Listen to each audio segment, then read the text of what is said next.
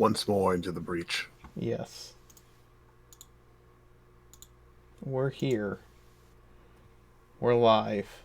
And the cameras are all messed up again. I just fixed these.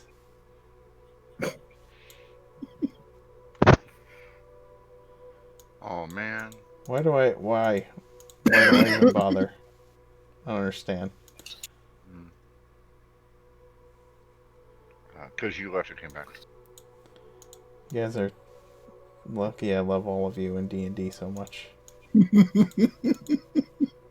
So, Oh, I feel bad. I didn't know that. I just found out. you just found out that I love D&D and... No. Yaphet Kodo died. If you don't remember Yaphet Kodo, he is the African American actor who was one of the engineers in Alien. He was also in several Arnold Schwarzenegger movies and Live and Let Die. He's a great character actor. He was in Running Man.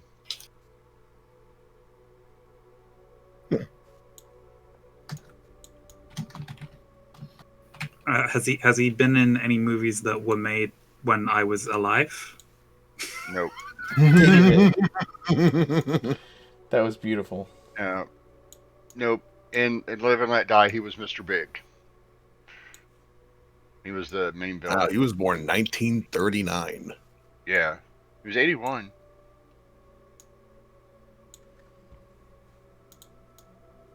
I mean, he was a great He was actor. an alien, if you remember that one. Dave. Yeah, he was in Alien. He's the mechanic.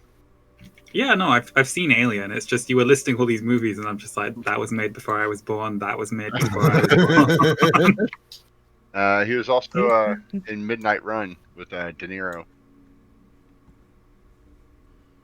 I just think it's just this weird cultural anomaly where people can't fully reconcile the idea of like the turn of the century happened. Yeah. So everything that happened since the millennium feels like, oh yeah, that was 10 years ago. Yeah. It's absolutely true. It was 10 years ago. You could probably read off the New Testament to me. I wouldn't tell the difference. He was in The Wire. Yep. And Homicide: Life on the Street. And Homicide the movie. Mm-hmm. Why?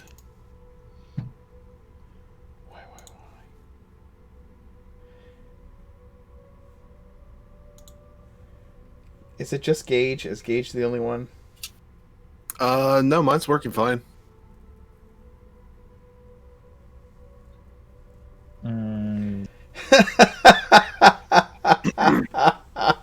Lighting one's dick off is well known to be connected to sight loss. So.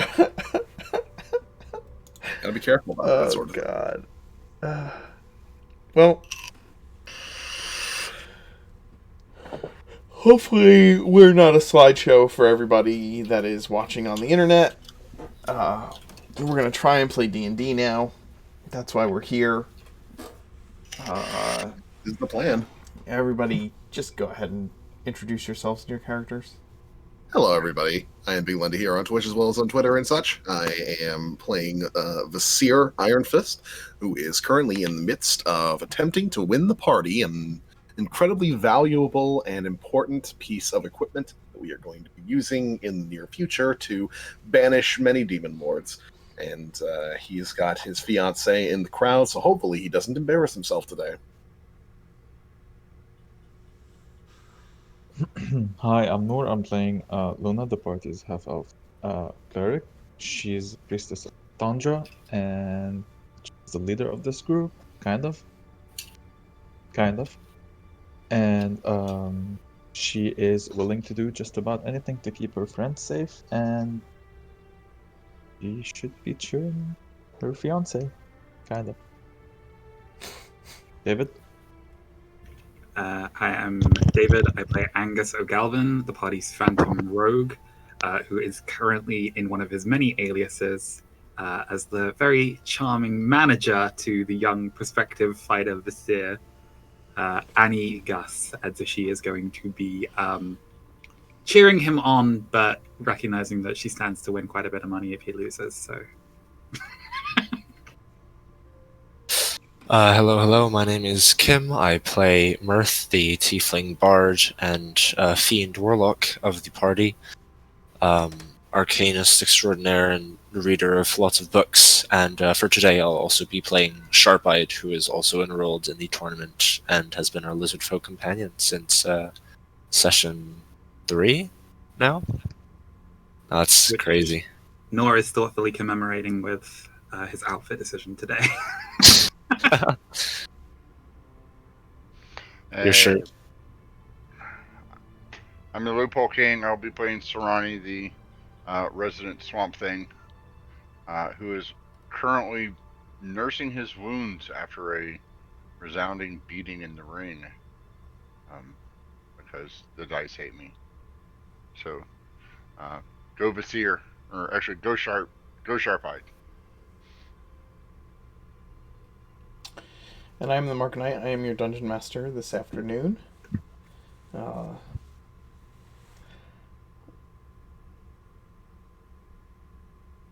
Having begun this tournament within the Octagon, a fighting pit and thieves guild controlled by the Iron Horn, Vasir and Sharp-Eyed have each won a single bout, and now Vasir stands in the ring face to face with a fellow monk who comes from the other side of the world and has quite unique points of view on philosophy, those that differ greatly from Vasir's. The both of them have sworn that should they meet in the ring, they would not hold back. And so here you stand before one another, prepared to challenge each other for the prize of the Dragon Forged Iron Tower Shield and champion of the tournament.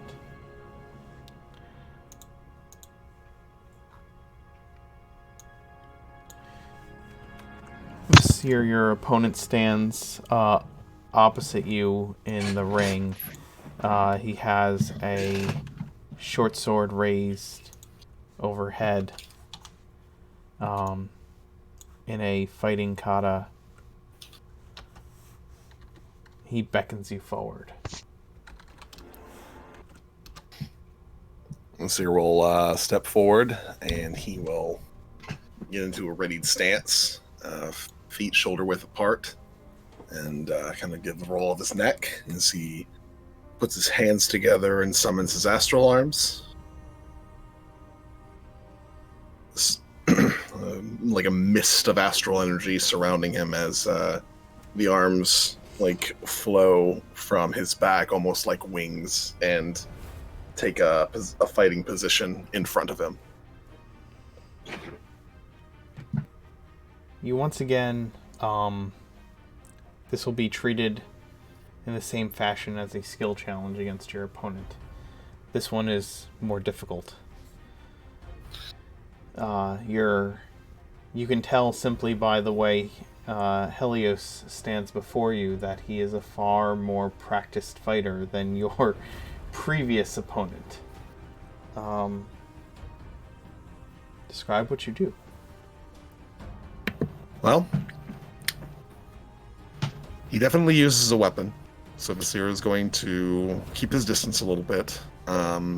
He'll be going in and out, kind of testing his defenses, letting his arms do some jabs from a little bit of ways, and kind of backing off in between each jab, utilizing his speed and kind of testing to see whether or not his opponent can keep up with him. Okay.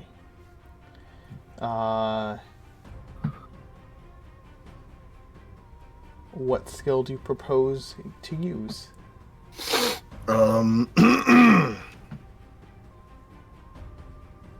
Let's see. Right now, I'm trying to get a read on him, so I guess insight would probably be. Sure.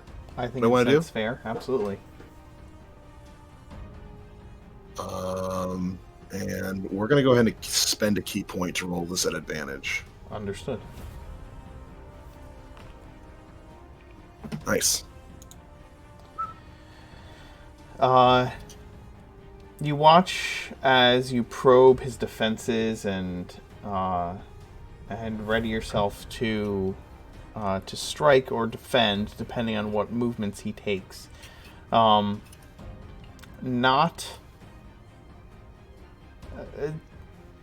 aware that you are attempting to size him up, he decides to dart in for a blow. But your astral self giving you a sense of awareness of everything going on around you, you are prepared for it. You deflect each of his blows easily as he comes in to strike you. And by the time that he is through the full motion of his fighting form, you have a solid bead on exactly how he strikes and defends. You have one success. We will then begin to counterattack and go on the offensive this time. Making sure that I'm not leaving myself too terribly open for him rushing me again. I'm going to just sort of like unload on him the best that I can, utilizing the many strikes that I have available to me. And in the midst of them, kind of sneaking in one of those strikes where my arms become more massive for a mere moment in order to put him on the defensive. Okay. I think this will be, since it's going to be a series of rapid attacks, I think it'll just be an attack roll against him. Okay. We will do a key point for advantage again. Understood. Nice. Very consistent. Nice. Very much so. I'm enjoying this so far.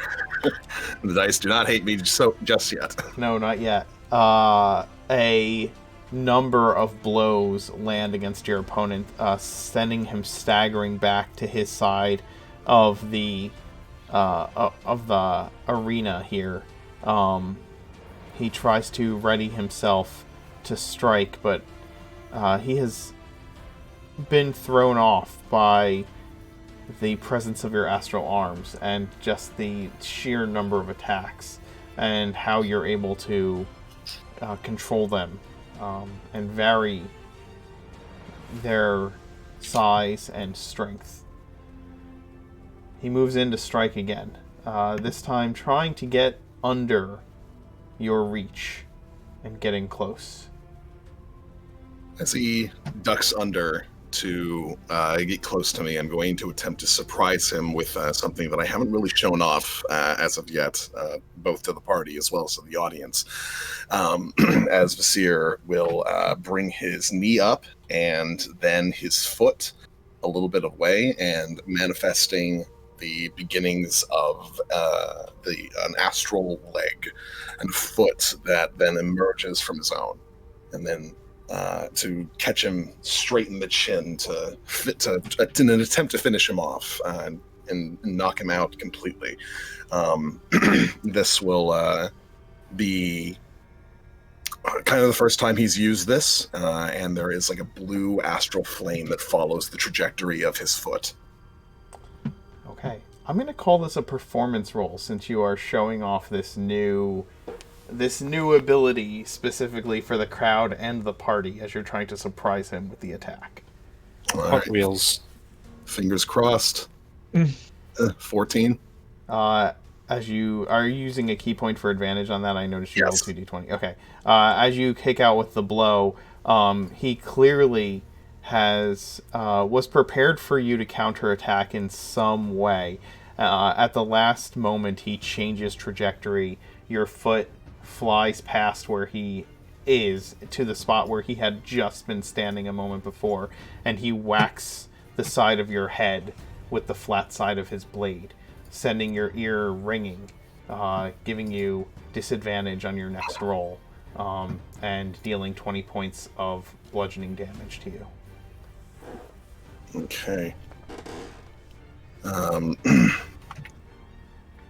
Getting this, kind of gathering himself for a moment, Vasir like stops, concentrates, and gives a little bit of an inhale and an exhale, and kind of waits for him to come on the offensive again. And when he does so, Vasir's plan is to kind of like use his astral arms to grab his hands, grasping his weapon, and then fall backwards and kick him directly into a wall, potentially holding onto his weapon as he does so. Okay, this will be an athletics roll. Okay, we're gonna offset the disadvantage, but it's still being a normal roll with another key point expenditure. Yep. You attempt this maneuver, and he comes rushing forward. You grab his weapon hand, and you go to kick and like throw him while holding on to the weapon. But as you know about Kensai monks, their weapon becomes almost a part of them as they move. You kick him up into the air over you, but instead of giving enough force to push him away from his weapon, he actually uses it to anchor himself, pushing it downwards. It pushes into the ground beside your head, and he's able to steady himself and land on his feet, leaving you on your back and him on his feet standing over you. He levels a kick at you in the process. You're going to take another 20 points of bludgeoning damage, and he is going to step back away from you. Kicking himself back up to his feet, Vasir is going to take another breath, clap his hands together, roll his neck, and begin to kind of attempt to float around his defenses for a moment. He's going to flip forward and then flip over top of him, and then in the midst of flowing over top of him, he plans on summoning his astral foot once more to give him a kick in the face before landing, and then giving him a nice punch to the small of his back to give him to sort of send him flying. Yeah, absolutely. Go ahead and give me an acrobatics check as you're attempting to perform this flip over him. Key point. Understood. There we go. Yeah, you land behind him solidly, sending your astral foot into the small of his back. He goes flying forward several feet, lands on his face, completely unexpecting the sudden change in position from you. He slowly pushes himself from the ground, turns, and much like you did a moment ago, steadies himself, taking a deep breath and leveling his blade in your direction. You are now face to face with him, with several feet of space between you. And once again, he beckons you forward, rather than this time attempting to take a defensive position rather than moving in to strike. Vasir will utilize his speed a little bit and start leaping back and forth in his stance before eventually kind of running back and along the walls, and then kind of sprinting along it at a blur in an attempt to get past his vision, so to speak. And in that moment that he is able to kind of cause him to lose sight of him for a moment, he'll kind of come up behind him and give him a nice forward long jab, I guess, straight to the ribcage. Okay. Let's see. Stealth? Yeah, I'll say that. You can use stealth. You're trying to get out of his line of sight, get to a point where you're in his blind spot. That's fine. All right. Key point. If Luna would use Thaumaturgy to cheer Vizier, would that give him advantage? Uh, DM? no, because the anti-magic field within the sphere, I think, would suppress the effects of thaumaturgy once it hit it. No, just like to have a very high voice cheering him. That's the intent. And because that's what I meant to say. I've let you guys do that in order to give your inspiration to Vizier at times. So like if that, I would let you do that. Yeah. But yeah. Okay, that's the. But he has advantage right now. He used a key point to gain advantage, and he succeeds on the roll. You're able to get inside of his defenses through, like, just zooming around to the other side of him, using the walls and the kind of the shape of the arena to your advantage to get out of his line of sight. Rush forward and strike him. He takes 2 stumbling steps forward. You can tell that he is beginning to get worn out, but he swings around rapidly to try and strike you before you rush away again. What do you do? In response, Vizier will kind of do a couple backflips away from his swings as you see them kind of like dancing almost, with Vizier backflipping and this other his opponent kind of like slashing and then rolling on the balls of his feet to do another slash and then rolling on the balls of his feet to do another slash. So backflip, spin, as they kind of go throughout the throughout the octagon here, before Vizier stops a backflip midway to then push himself over top of his opponent, and then do a spin and a backhand smash, like forearm smash, towards his flank. Okay. This series of back and forths and keeping away from your opponent with a series of flips and spins and just disengaging footwork. I'm going to call that acrobatics one more time. Okay. I think I'll use my inspiration for this. Okay. You wait. You follow his blows, watching him and dodging, ducking, flipping out of the way, spinning away at every moment, and you can see that it is wearing him down, just level upon level of exhaustion falling upon your opponent as you allow him to continuously strike at you but miss over and over again, each time either just moving out of the way of the blow or just blocking it slightly and sending his arm just wide or the weapon just to the side.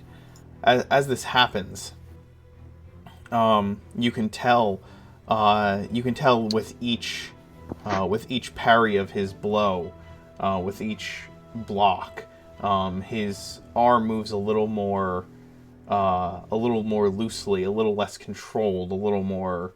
There's a little more leeway in his movements from the exhaustion, and then at the final moment, his blow goes wide, leaving an opening, and you strike, sending him to the ground, where, at this time,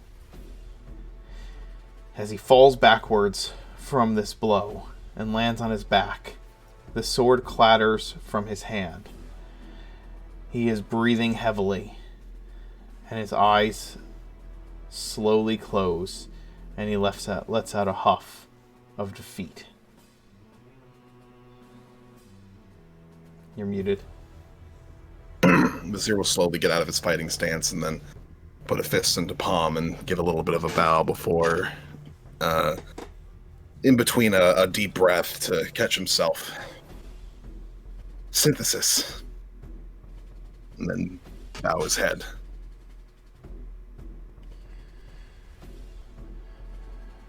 Your opponent slowly stands up, kind of grasping his weapon and using it to steady himself.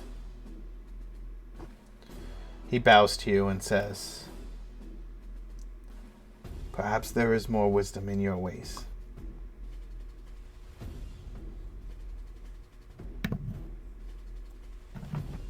With that, Vizier will give him another nod And as he kind of walks past him, he puts a hand on his shoulder.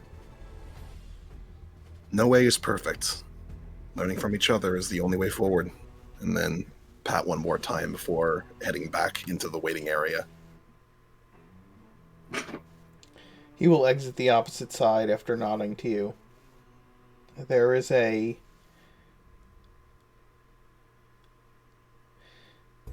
not only the look of defeat upon him, but there is this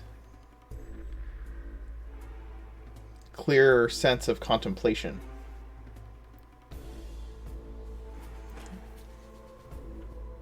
He heads to his side of the arena and exits from that door. You find yourself amidst Sharp-Eyed and Sarani. That was difficult. Fighting another monk? Good lord. How are you on hit points this year? Right now, thanks to the aid that Mirth gave in the beginning of the day, I'm at 71 out of 101. Okay. How many key points are you at, Vasir? 9. Okay. The announcer enters the ring, playing up the bout that had just taken place. Shouts of Vasir have begun to go up through the crowd as you exited the arena. People are winning and losing money, and the crowd is most definitely engaged in what is happening.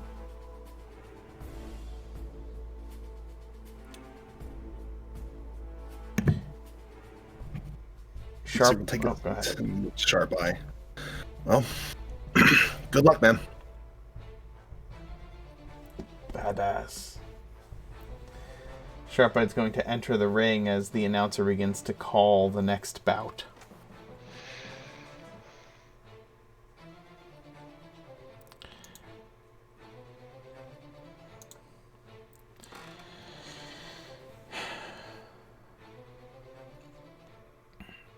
Sharp-Eyed enters in. His swords are drawn, and he looks around at the crowd, who is now in a drunken, cheering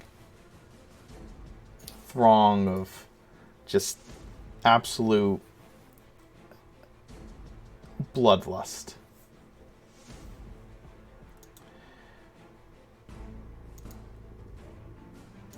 He raises one sword and then stands in a prepared stance for his next bout.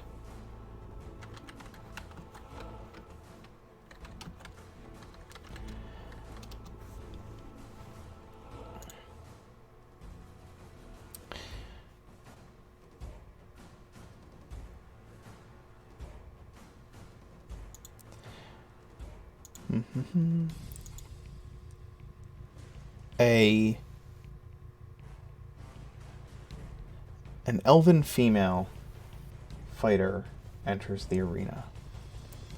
She's tall, with short, steel gray hair and green eyes.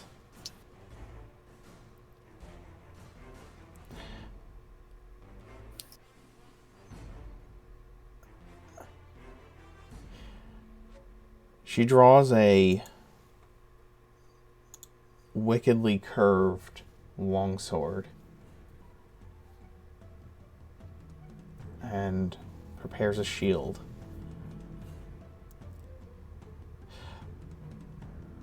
You could tell that she has many, many years of experience, specifically with the crowd and perhaps in this particular place, as she stokes the fires of that bloodlust that you can sense from the crowd.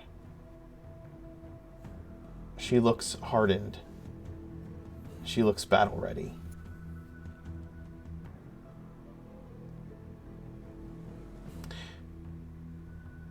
And once the announcer's voice fades and he exits the arena, she immediately rounds on Sharp-Eyed and charges towards him.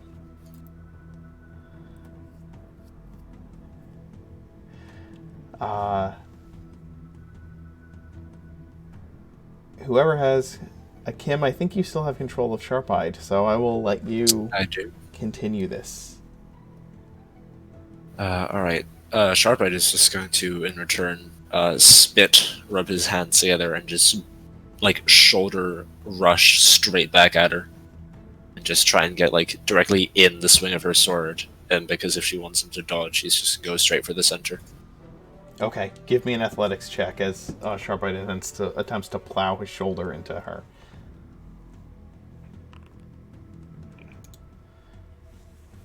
Sharp-Eyed does exactly what she does not expect. She expects him to take a defensive stance, and instead he launches himself forward, thrusting his scaly shoulder into her solar plexus, and she is forced several steps back.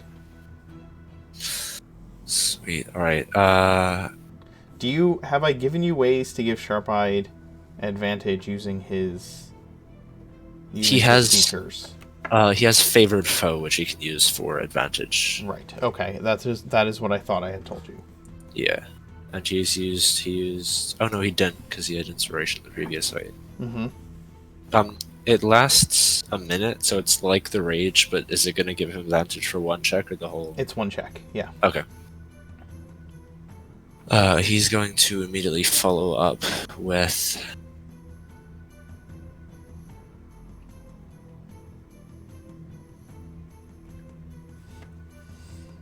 when she's off her guard, as she pulls back, he's going to try and, like, kind of snag around her with, like, his tail and just, like, go for a low, like, sweeping shot at her legs and just try and, like, put her to the ground as she backs up. Hoping to, like, trip her over it on the way out. Okay.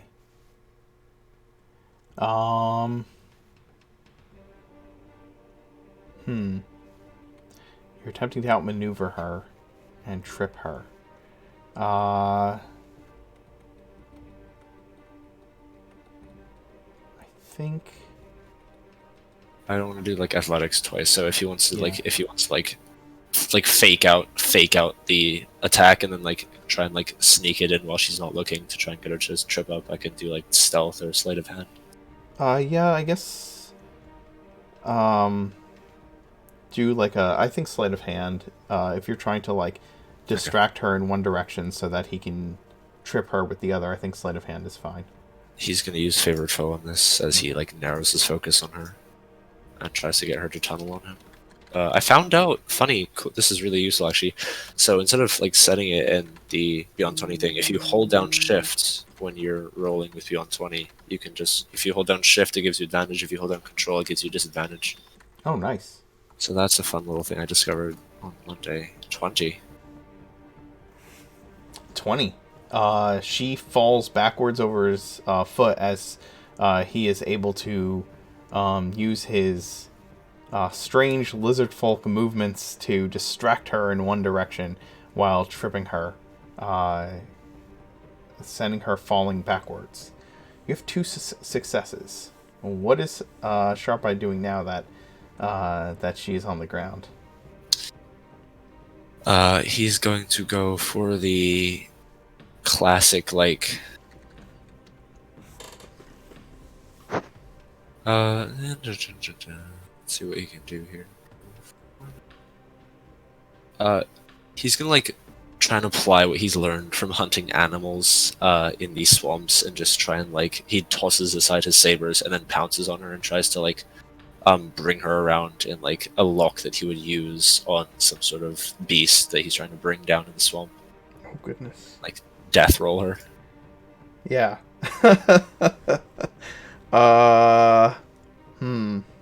I'm I'm shooting for animal handling. I'm just trying to not make it Oh, like good lord. a Yeah, basic, basic grapple. you're trying to wrangle her like a creature. Yeah, huh? like Um,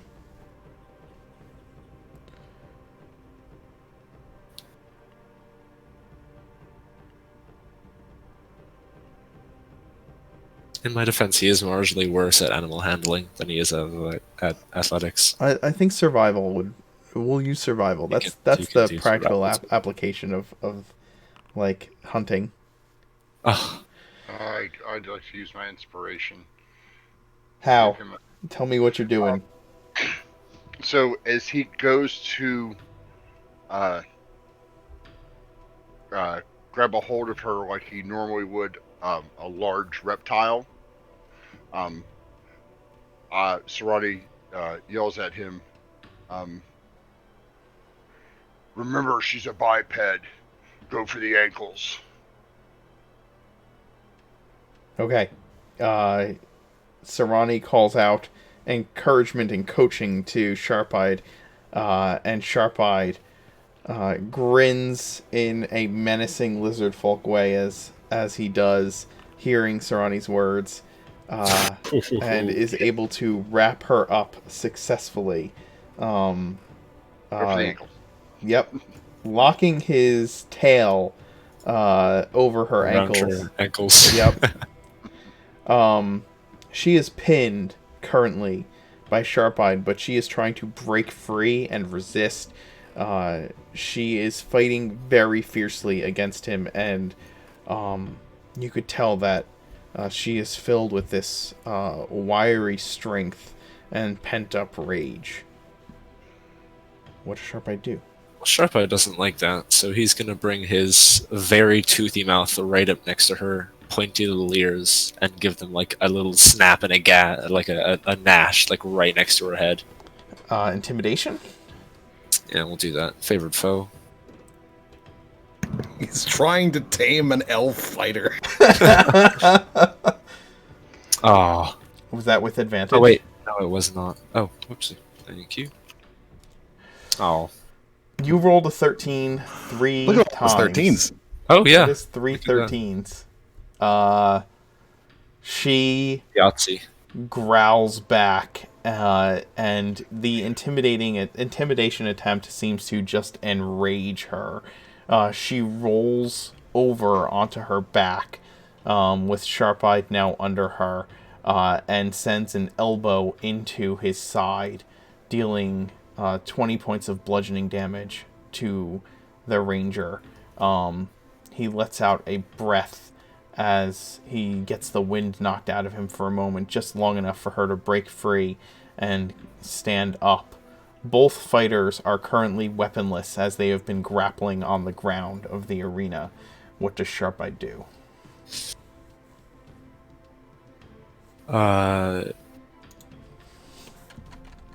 Sharp-Eyed is going to...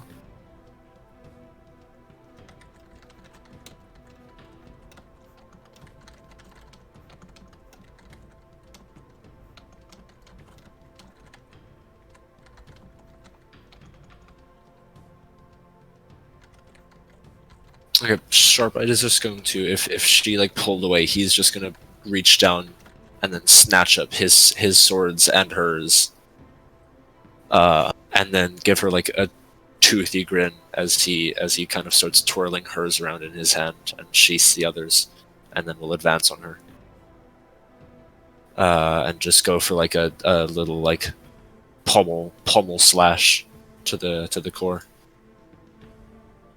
Okay. Make an attack roll. Okay, I'm just gonna do it with this saber because attack roll is the same either way. Fuck. Ew. Yeah, I have to declare favorite foe beforehand, right? I've had Vasir using his key points beforehand, so I would say yes. Yeah. Okay. He tries to come in with the pommel of his blade, and she easily bats it away and sends a gauntleted fist directly at Sharp-Eye's snout. The horn piercing in his snout breaks as her fist connects. And he's going to take another 20 points of bludgeoning damage and stumble a step or two backwards.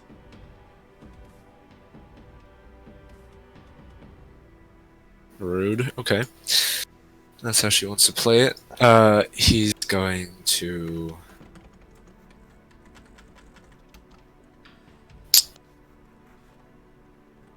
I can't give you inspiration for that, David, but I certainly want to.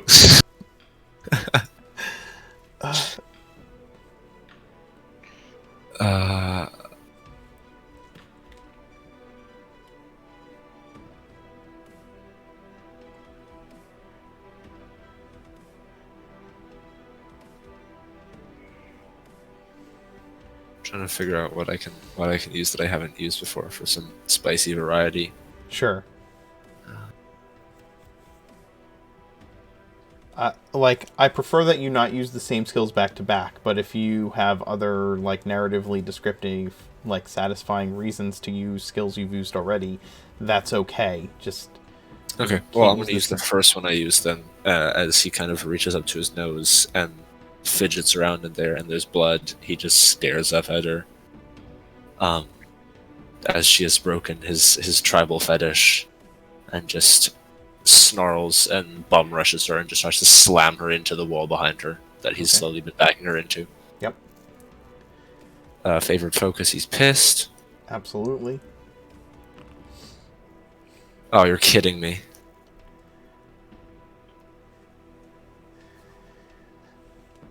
She is ready for this time. He bum rushes forward, and she moves with the lithe grace of an elf, sweeps around him, kind of goes into a crouched position, sweeping her sword back up from the ground, and slams Sharp-Eyed in the back of the head with the pommel, sending him flying forward to the floor. With a deep oof as he hits the ground. He lays there for a moment, trying to gather himself. Angus is trying to call out encouragement and finding that his first instinct is to shout kick her in the balls, and then realizes wait, that doesn't work. Kick her in the tit? Sorry. Straighten the breastplate. Is that... I think that's Sharp-Eye's third failure. Yeah, it is.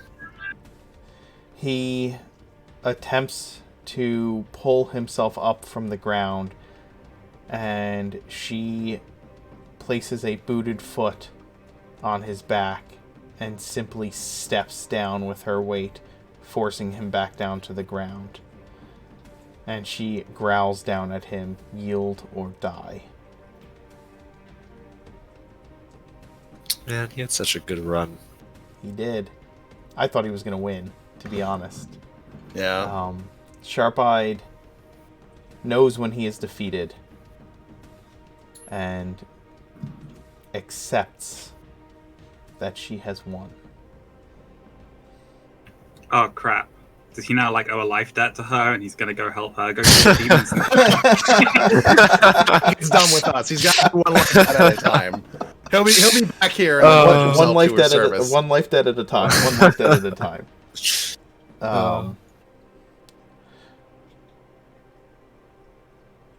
She raises a sword to the air, declaring her the victor. And Sharp-Eyed heads back out of the arena to Sarani and Vasir. Kind of give him a little bit of a clap on the shoulder. You did your best, man. It's okay. She was really tough.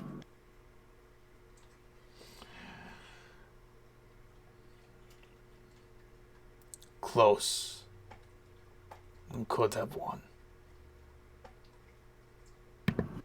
Well, if nothing else, you may have weakened her for, I don't know, her next round. Sharp-eyed places a hand on your chest, and says, and pats a couple times. You.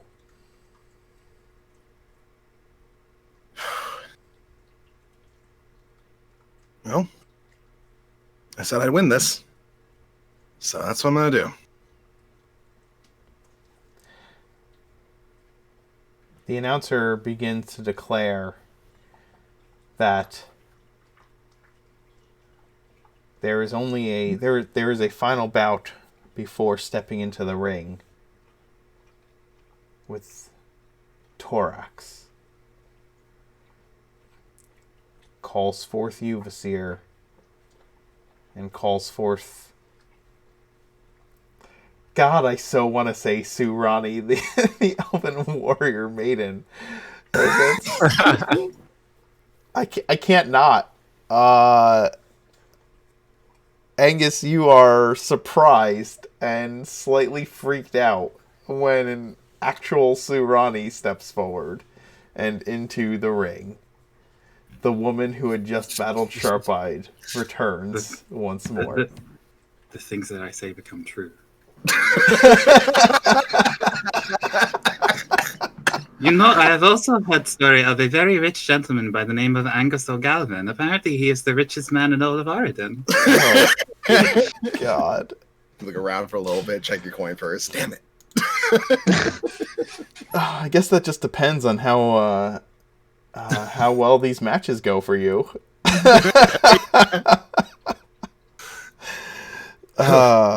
And before this battle commences, we're going to take a quick break. I need to take my dog out. We'll be right back. Okay. Yeah, you can't miss the ones in the front by the right.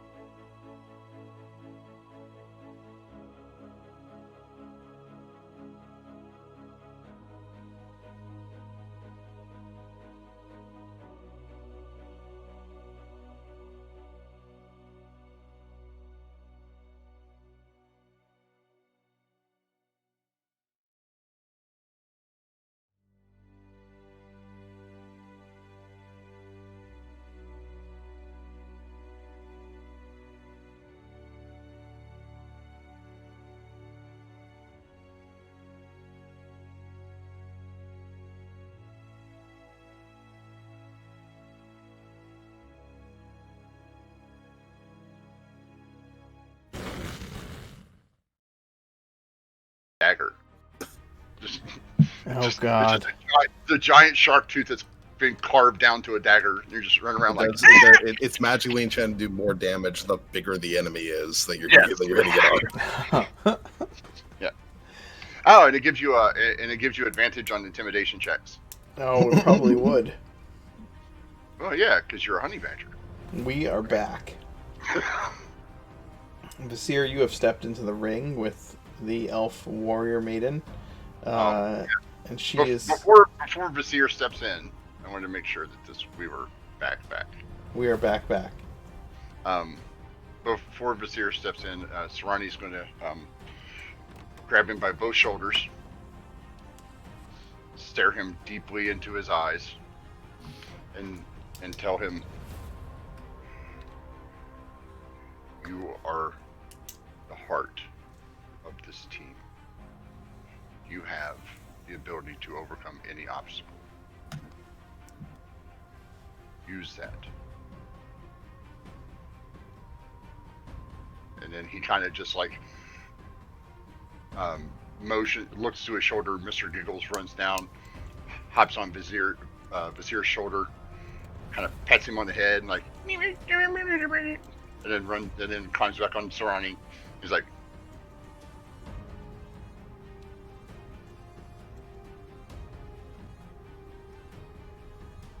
I will win.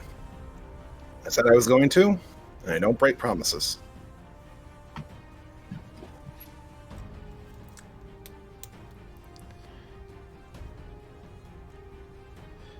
Vasir, she is still pissed about the fight with Sharpeye. You could see it on her face. He got some lucky shots on her, and she is not happy about it. The minute that the announcer declares the fight begun, she just charges herself full force at you and swings her blade down at you wildly.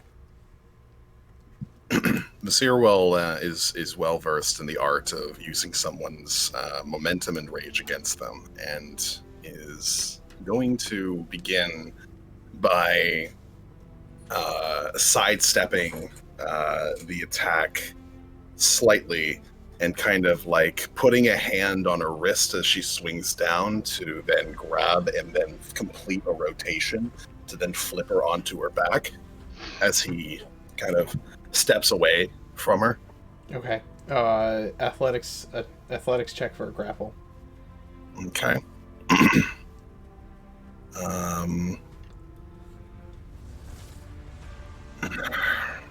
We'll go with normal for now.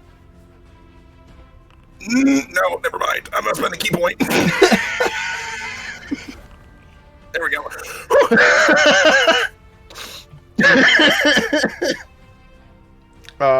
You're able to grab her and use her momentum against her, slamming her into the ground. She lets out an oof, immediately pops back up off the ground and tries to like mule kick you before you can get any more attacks in. He's gonna grab her feet as she mule kicks, and then kind of like, the attempt anyways, to grab her feet as she mule kicks, and then like lift the feet up, and then bring his foot back and just give her a punch straight to the chest. Okay, make an attack roll. Hold on. You're trying to catch her feet and then kick her. Yeah, make an attack roll. Okay.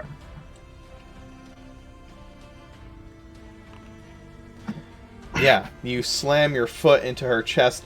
Her arms give out from under her, and she slams forward once again onto the ground. You watch as she slams her fist into the dirt, just completely like incensed by this. She's gonna roll over, pick up her weapons, take a few steps back, and she bangs her sword into her shield and holds them both up to the crowd in a moment of like rallying, trying to get the crowd on her side. They begin to, like, there are shouts as she does this. but they are mixed shouts. And then she turns towards you and points her blade in your direction. Sir gives a little bit of a shrug, and the showman that he is does a couple backflips before centering himself back into the center of the ring and claps his hands together twice, and then kind of gets into a defensive stance and holds up his hand to tell her to bring it in an attempt to get her to charge at him again so that he can continue to utilize her own anger against her in the best ways that he can. Okay. Give me what do you think your what skill are you going for? Performance or persuasion can both work. Yeah, give me a performance roll. That was what I was leaning towards. Okay. Can I? Yeah.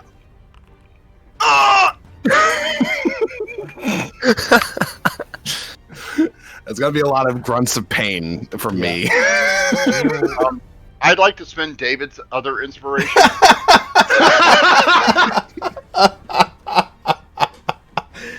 You beckon her forward, and she obliges. But this time, she rushes forward, using this visage of rage to kind of set you up to grab her in a similar fashion and use her momentum against her. But instead, she stops just before reaching you, and in a series of controlled, skilled strikes,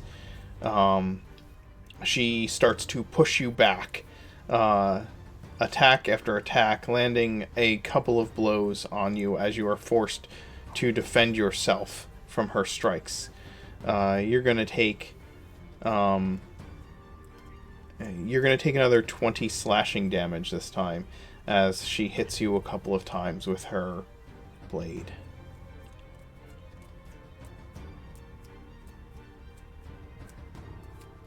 Alright, seeing as she is a lot more focused now, he's going to kind of flick off the blood that she is now slashing into him, and get into a readied stance before bringing an uppercut up and an attempt to catch her right in between her chin and her the center of her neck, in an attempt to rattle her with like a strike that'll stun her.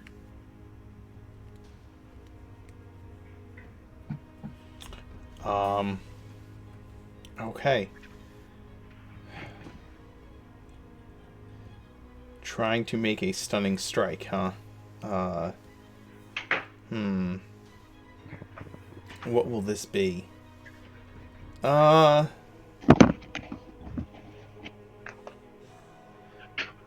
Make an attack roll. Make an attack roll for this. Yeah, the blow lands solidly in the center of her chest, and for a moment, you have the advantage against her.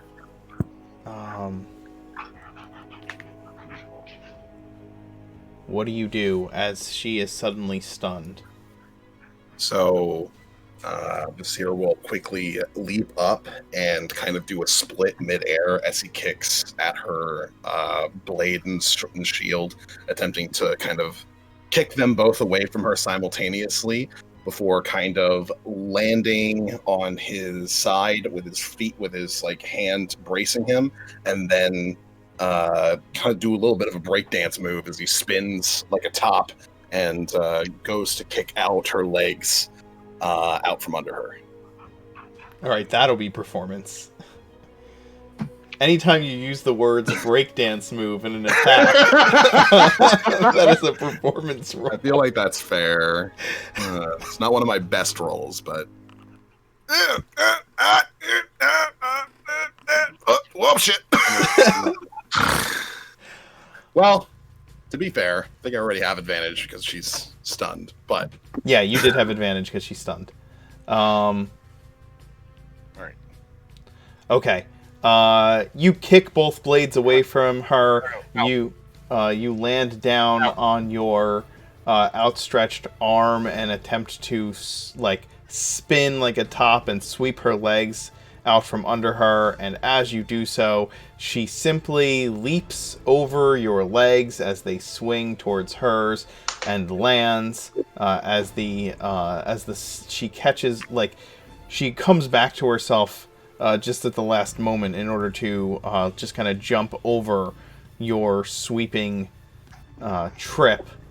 And she kind of comes down in a 3-point stance, trying to bring her shield down directly onto you as you are spinning, and knocks a blow into you that's going to deal 20 more points of bludgeoning damage as it strikes.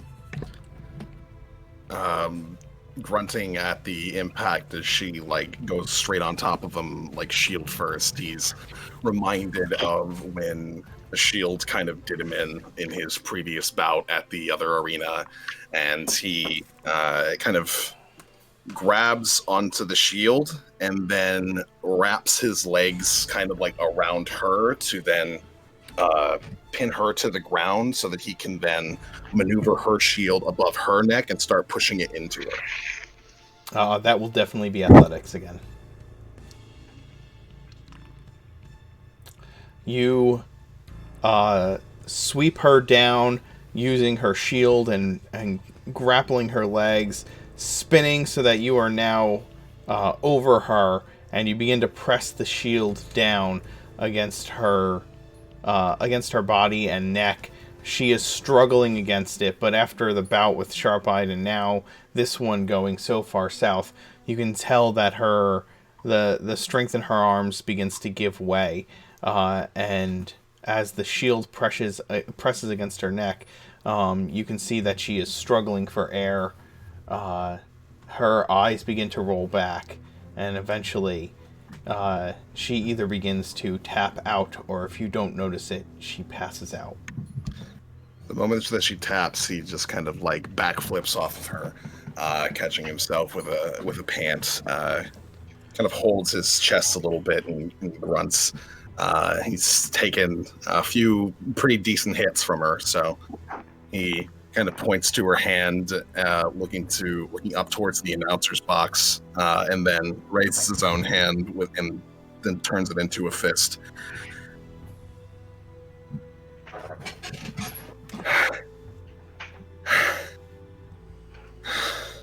Torix steps forward in the balcony and leans down over the railing, and this heavy, haughty laugh rings out through the crowd, which is cheering Vasir over and over again.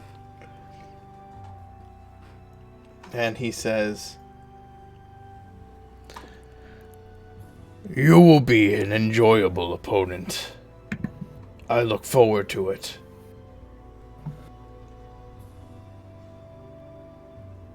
Give him a nod. How much time between our bout, then?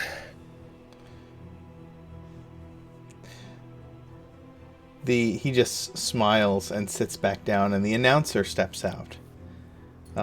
He declares you the winner officially. He stokes the crowd.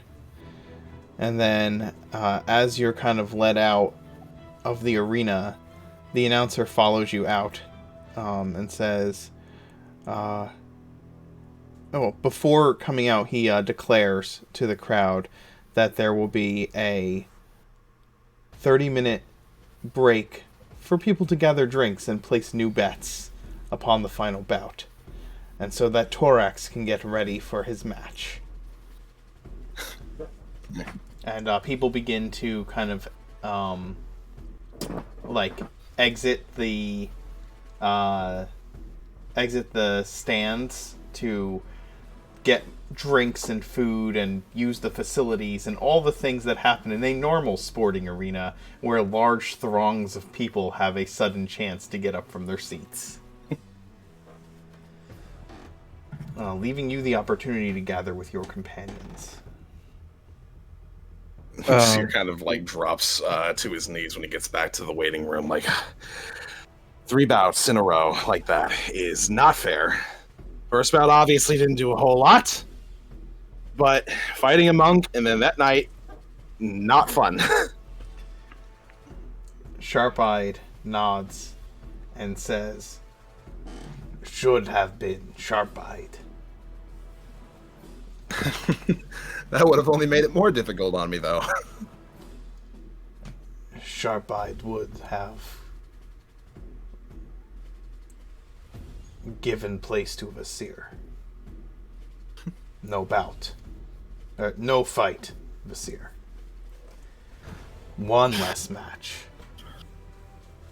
Well, on the plus side, I think the crowd at the very least enjoyed the fact that the finals there wasn't a surrender match. Yeah, going into this is designed for him to win because he's coming in fresh, and you've just been through. Yeah, Almost did a curse. Yeah, it seems pretty obvious. I have managed to conserve a decent amount of my energy. I'm running a little under half, but I can still do a decent amount.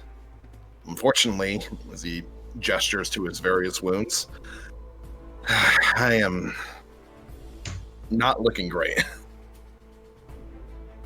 I can DM, help with can that. we rejoin them or? Yeah, I'm you gonna guys guess can, you guys can the- all rejoin each Oh, other. You okay. have there's an actual like 30-minute recess before the next bout.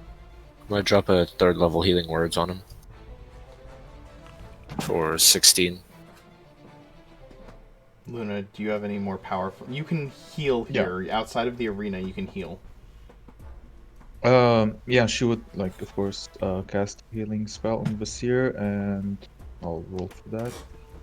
So you And, see, like, Luna, you've come into this. You've gathered with Vasir, Sarani, and Sharp-eyed. You and Angus and Mirth, and you hear Sharp-eyed telling Vasir that he would have forfeited the match to give Vasir more of a chance of winning. And you see that Vasir is not fully exhausted, but more tired than you've seen him in a while. He is bruised, beaten, a little bloody, but not defeated. Let me check for that. Like as soon as she sees Vasir in this state, her first reaction would be to run towards him and cast Prayer of Healing. It requires 10 minutes if we have the time to do Yes. it. 28.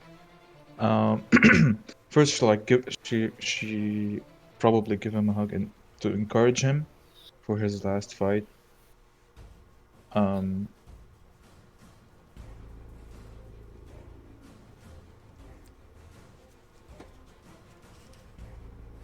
You're at the finals.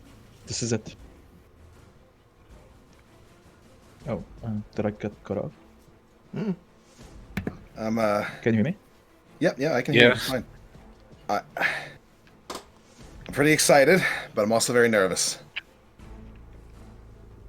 All things considered, I expended a decent amount trying to get here in the first place. He's going to be coming in nice and big and fresh.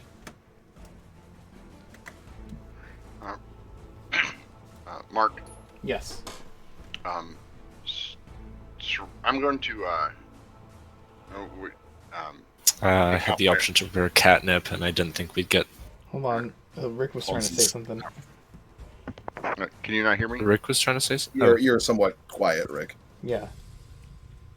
I don't know why my mic is quiet now. That seems odd.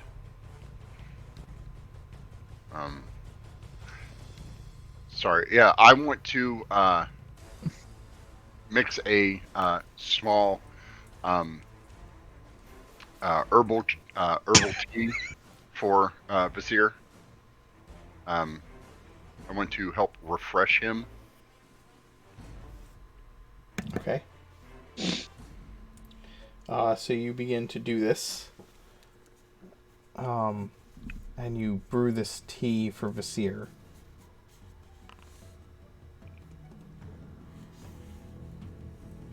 23. Okay.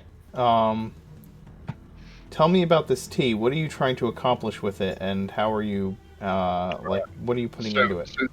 So this tea is going to have some. It's going to be like an apple cider tea, since I have plenty of that. I'm also going to put in some ginseng and other rare herbs that we've collected, and then I'm going to add one small Mr. Giggles sized finger of the elder spores to it. And you're just hoping that it will help refresh Vasir. I'm hoping that the power of the herbs and stuff will help calm his nerves and make him feel better because he's used to the tea. But the additional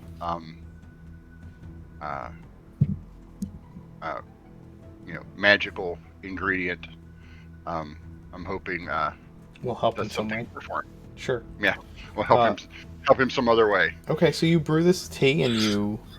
What do you say to Vasir as you bring this tea over? It is glowing slightly from the spores of the ancient fungus that lives beneath Maris swampland. I approach, and it's slightly heated with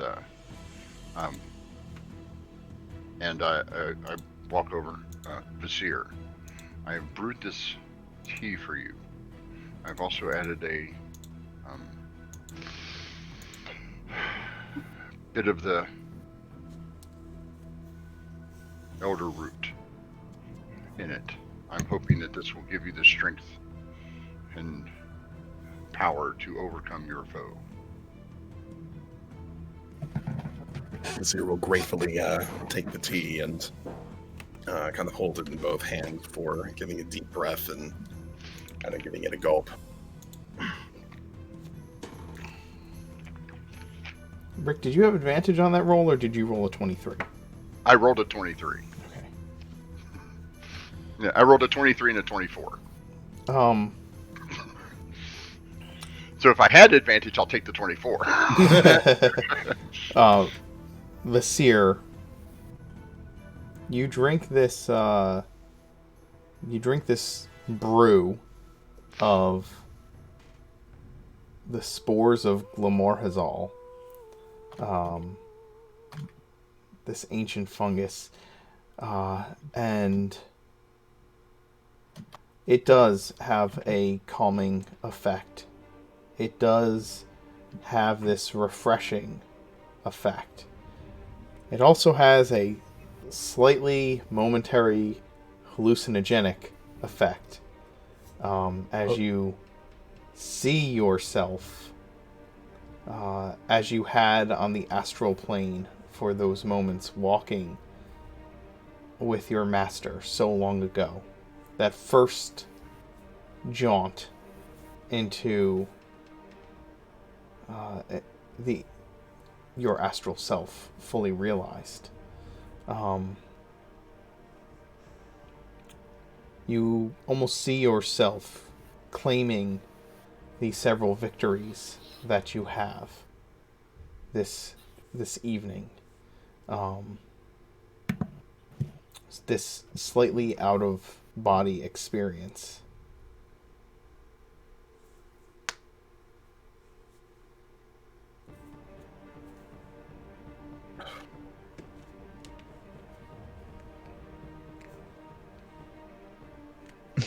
Can we see that Vasir is His eyes are wide. He's just kind of looking off into nothingness at the moment. Surani, it's Yes. my job to corrupt Vizier. You went and got him stoned. Well, I figured it couldn't hurt.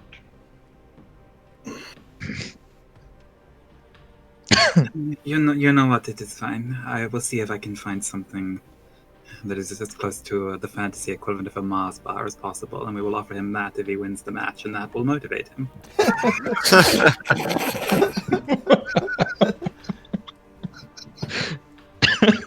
Oh God.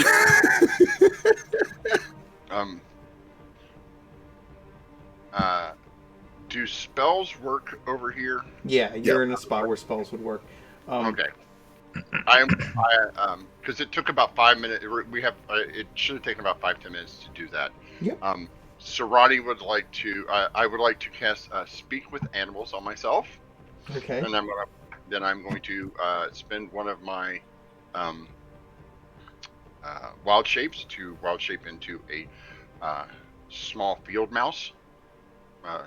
The local mouse. Sure. And then I'm going to head my way back into the back of the,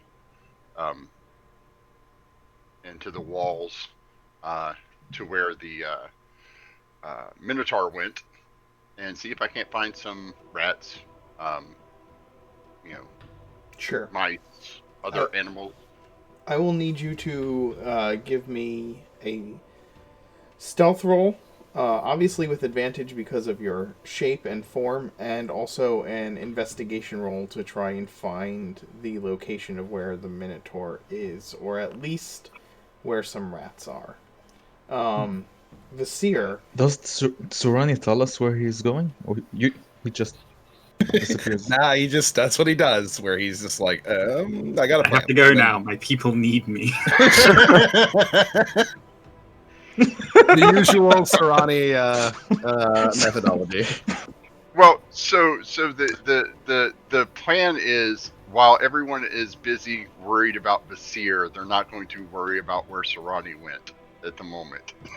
That's Nobody notices the hulking plant monster leave the room. yeah. And investigation. Did you Damn, say? can I try to follow him? Well, let's see. He rolled a 19 stealth, so that's lower. Is that lower than your? Is that your passive perception? Well, yeah. My passive is 20. Yes. Yeah. You see a field mouse that has fur that is similar in pattern to Sarani's vine patterns, kind of scurrying towards a hole in the wall.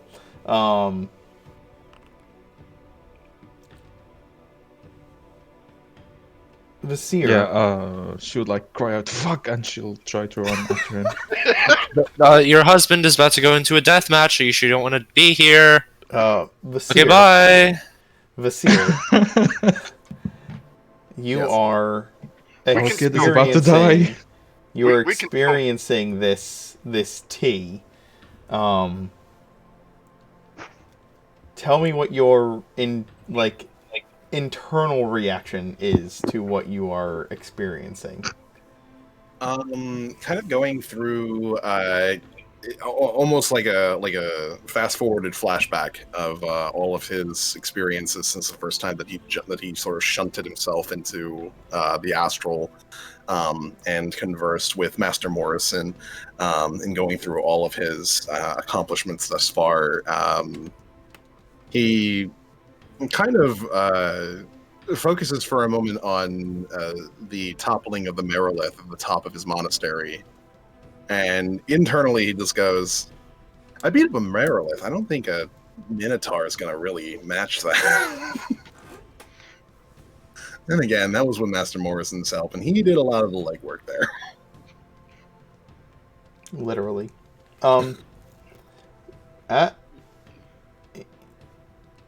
DM, can I say that just when Luna saw Tsurani disappear and she ran after him, she didn't get the chance to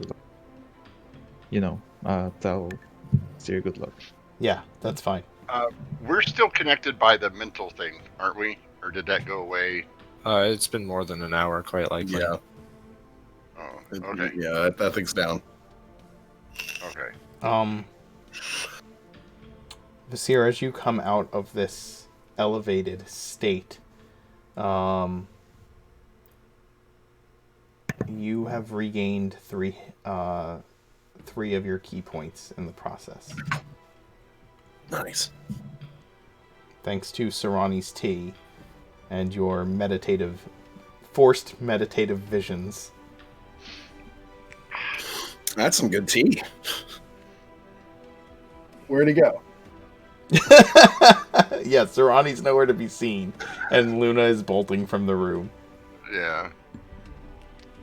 Oops. Do not worry about that for now, my friend. You know that we are all capable of looking after ourselves. You have a fight coming up. Now, if you don't succeed, we will do what we must to get our hands on what we need. So do not concern yourself with the consequences of what is going to happen. Know that this is a fight that you are capable of winning, and that in and of itself will be enough for you. I know you have worried in the past whether you are strong enough.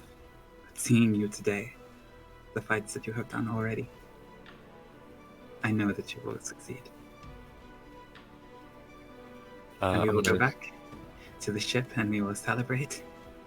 And Z has a recipe that he makes sometimes when we are celebrating. It's from the Awatan people out in the desert. I believe it's pronounced Doritos. Does that sound appetizing? That sounds delicious. I don't even know what it is yet, but I already like the name.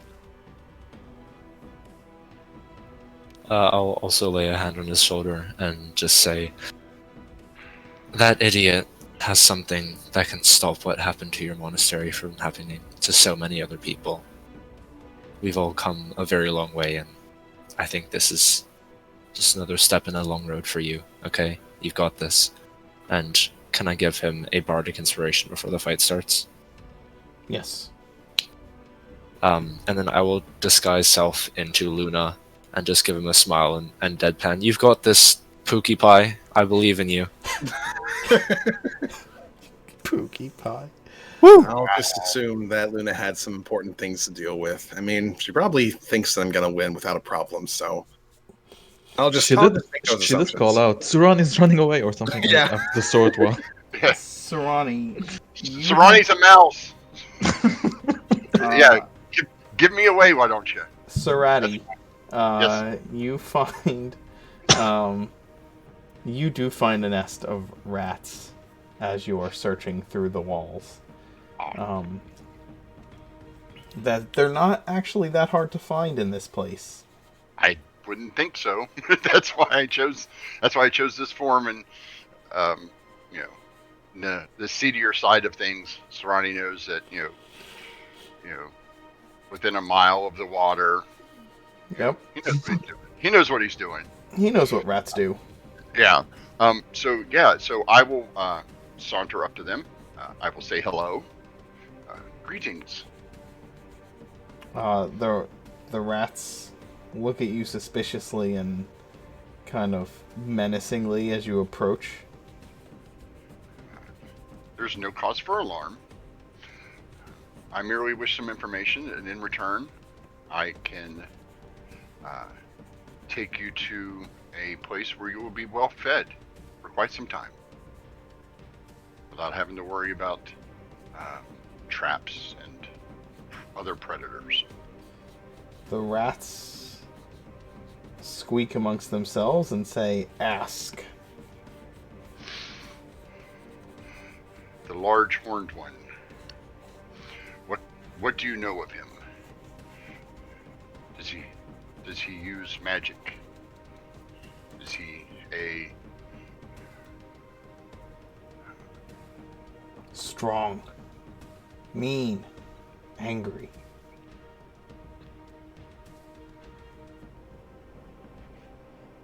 Do you know a way to slip into his room? That's dangerous.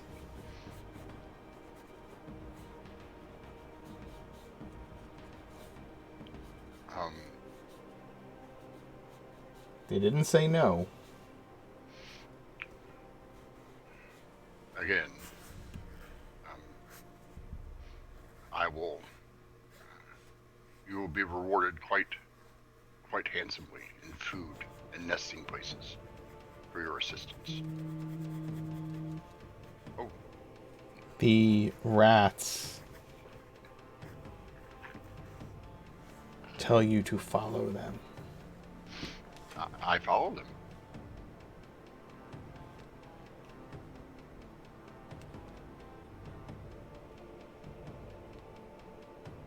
And if I may DM, Luna is running in the hallways. Sarani, what the fuck? Where are you?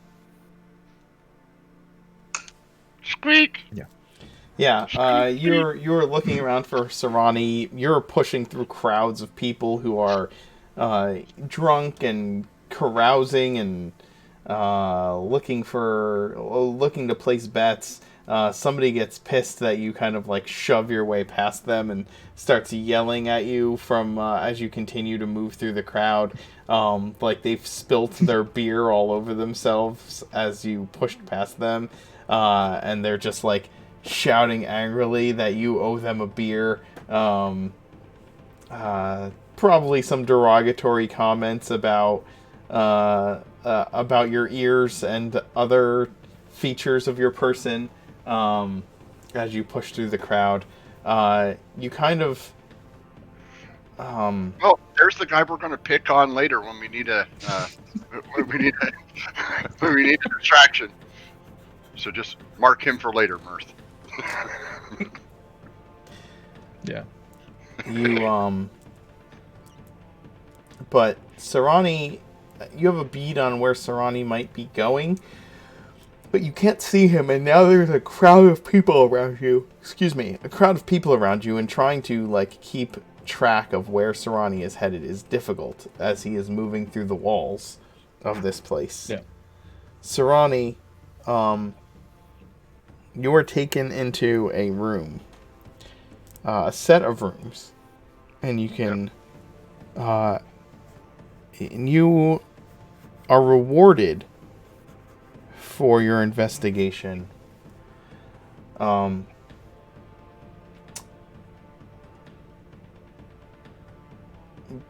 By coming out of a hole and getting a completely unalterated view of a minotaur ass. Awesome. I'm not coming out of the hole. I'm peeking from the edge. Yeah. I'm not going out into the room. That's fine. You're just But face yes, to face. yeah. You're Yeah, just I face get to it. face with the with the parts of Minotaur that don't get much sun. Does he have a tail? Yes. He does? Cool. I'll Tail. make a note. Yeah. Sarani's going to spend the next 5 or 10 minutes spying on him. I believe that the British like to use the term bollocks. Yeah. I believe that is incredibly applicable in this situation. The Minotaur is in the process of slipping into out of like hostware and into armor, and well, not necessarily armor, but slipping into battle gear when you enter his quarters. The rats refuse to go into the room, and they tell you he likes to steps on us. Yeah. Well, I won't go into the room. I'm literally at the edge of the hole, trying to keep an eye out on him.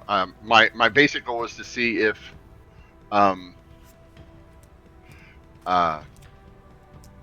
Is he going to be drinking potions? Is he going to be putting on what appears to be magical gear? All of that becomes invalid when he steps into the field, though. By the way. Yeah, it's And- there's an unless- anti-magic and- field, so Unless he's cheating. there's not really a way to cheat an anti-magic field, though. It just immediately suppresses any magical effects. So, like, even if you had a magical effect, that would, like, he would have to the anti-magic field would have to be dispelled before any of that would do anything. Well, Serrani's not a wizard. He's not entirely sure how that works. Sure, that's fair. That's fair. Like Serrani wants to know if he's cheating. Like, is he drinking chemicals? I mean, I know I just did it to Vizier, but Is he drinking potions? Is he preparing in any unusual way? Yeah. No, he girds himself. He grabs weapons, and you do see him place a couple of vials into pouches on a belt.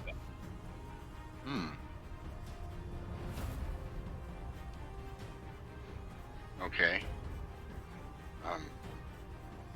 Yeah, I want to get back about 10 minutes before the fight starts. So, You better book it. Yeah, I'm going to. Well, yeah, it's not hard. I'm a mouse. I'll dart away at super barbarian speed as a mouse. Vasir, you've sat under the effects of Luna's 10-minute prayer of healing. You have engaged in the psychedelic trip of Serrani's tea. You have gained the advice and encouragement of your companions when the announcer comes in to the locker room area and directs your companions to head back to the stands. Serrani and Luna have not yet returned, as Angus, Mirth, and even Sharp-Eyed are being ushered out of the room. You can hear people outside the doors of this waiting area beginning to fill the stands. You can hear that murmur of people gathering as you are getting ready, and that anticipation of the battle to come is starting to build in the midst of this. As Annie is being led out of the room by some of the officials, she's just going to take another crack at this, like, manifesting something into reality. No, I've heard that in some fighting pits it's considered charitable for a young competitor like Vasir to get a free first hit on their opponent. Is that the thing here? The announcer kind of claps Annie on her shoulder, putting an arm around her and saying something snide about, yeah, you'd wish that would happen. I bet you bet on the fool. Actually, quite the opposite. And if you would, like, flashing the left hand, take your arm off me, please, before I break it. He puts his hands up and steps back. Didn't mean to offend a lady. No offense, just keep your hands to yourself. I am a married woman. You head back to the stands.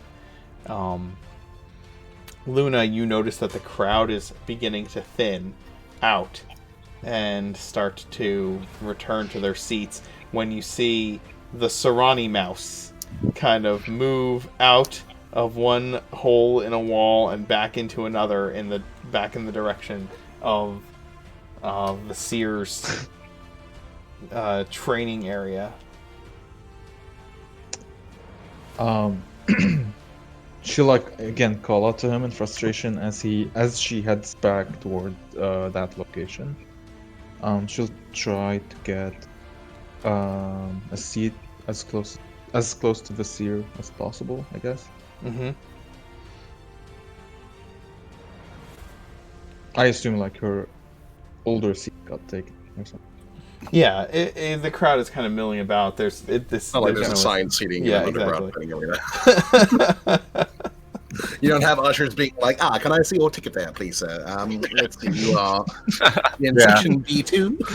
Yeah, there's just an angry halfling sitting there like, scoot over, everybody scoot over. You, move it down. Yeah, it's not quite like that. It's more like, hey, scoot over, move, get out of the fucking way. People need to sit down here. It's kind of like that. Before I sit down, I'll just like brush my hand to the side and telekinetically shove a halfling 5 feet over on the my next bench spot over, Wow. and then like dust off the bench and sit next to him. Perfect. Sarani, when you get back to the locker room, Vizier is... You can hear the announcer already announcing the beginning of the bout. Right. As you step Do I see into... the spear? Vizier is like... Vizier, what are you doing as you can hear the announcer getting ready to call your name? Seer's like tightening up his hand wraps and kind of looking at them, being and just kind of looking Were at my them hands last always moment. this big? They're so huge.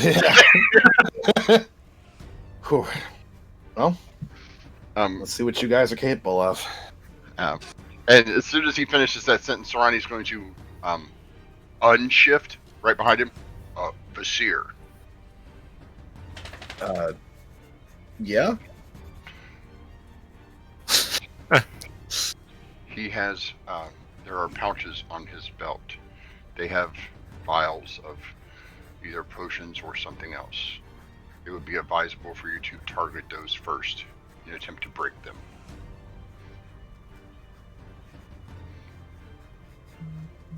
I think my plan right now is to prevent him from being able to do anything, period. But we'll see how that works. Just be careful. I don't know what is in them. I just know he has them on him. Understood. I will do what I can on that front. And I will move to the front of the locker room and await them to announce his name, and then I will do the whole bodyguard thing and push people out of the way as Vizier makes his way to the ring. The announcer looks at you as you are like behind Vizier or in front of him, kind of leading the way for him to come out, and just gives you this look like, what the fuck is this guy doing? I thought I told them all to go back to their seats. Is he going to tell me that? No, he's just kind of giving you this look. As Vizier gets to the edge here, he looks to Luna sitting next to the entrance hall and kind of reaches up and takes her hand in his and kind of pats it a couple of times before kissing the back of it. I'll be all right. We'll see. I'll walk to the edge behind Vizier and then climb over and sit there. Okay. You better be. And as he gets to the arena proper, he will put his hands together, roll his neck, and summon his arms once more.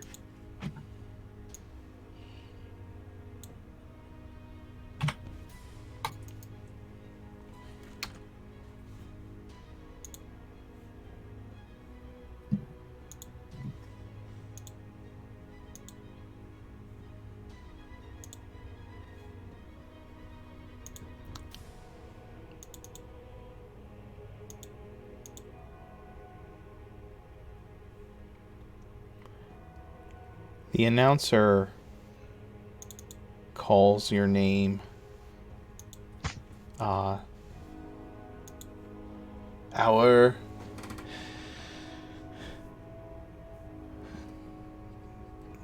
only of our challengers who went undefeated today enters the ring now. A young monk from the Way of the Open Mind Monastery. He joins us in order to prove himself, and thus far he has, the entertaining and astral young combatant Vasir. And as he says your name, the crowd begins to chant Vasir all around you. However, we all know who will win this bout. Our beloved leader, the fear of many,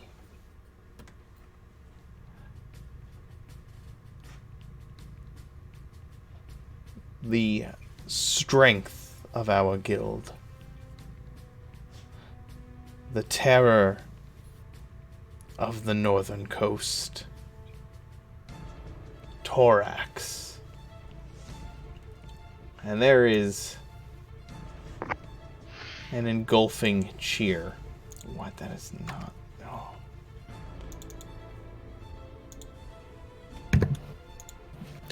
I believe you also have to change the... Yeah, I thought I did that.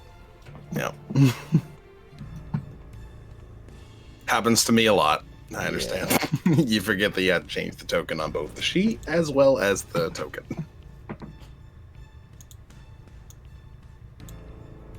Well, I've done it twice now and it still doesn't want to save.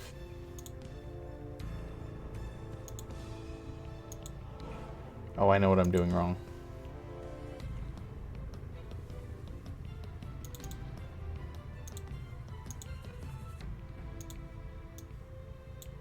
There.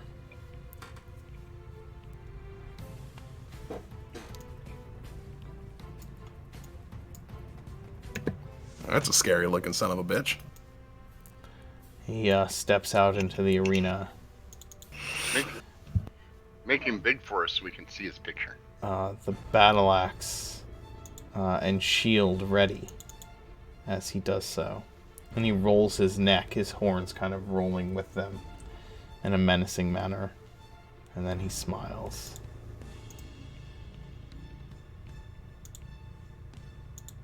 Alright, so somebody else is going to do it. You can do it!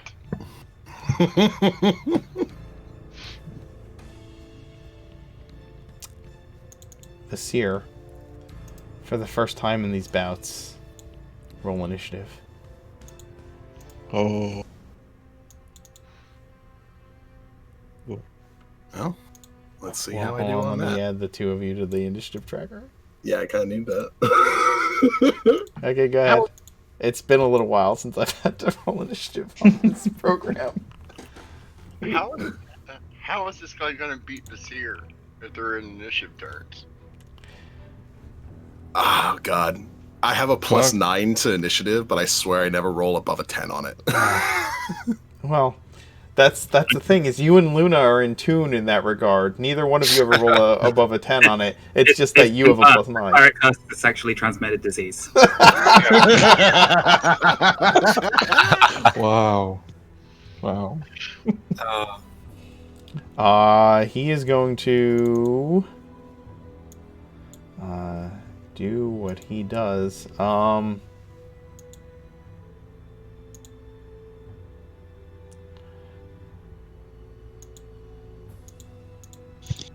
Let's see.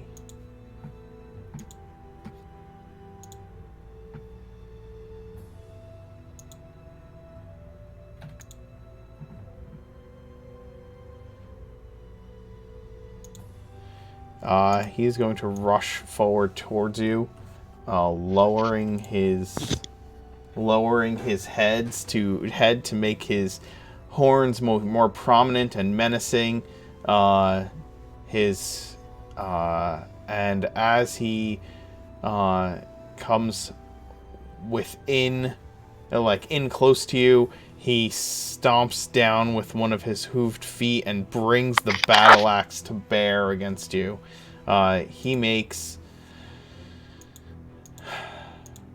He swings his axe and makes 3 successive attacks against you, Vasir. me not being able to activate dodge. 22, 8, and 26. 22 and 26 hit. He's going to hit you for 12 and 15, respectively, with those blows. And then, immediately after he hits the creature with a melee attack, he can use a bonus action to attempt to shove you with his horns. So he's going to make a... you have to make a strength saving throw.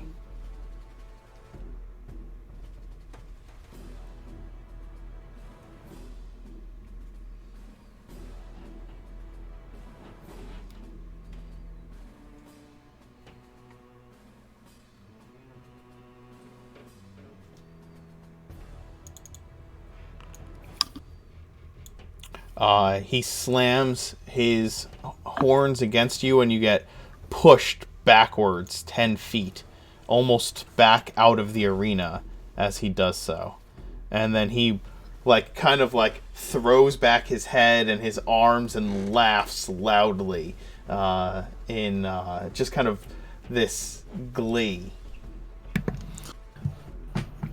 The seer will kind of grunt as he gets back to his feet and get into his fighting position as per normal. He's not looking great, but he's still going to move forward a step and utilize his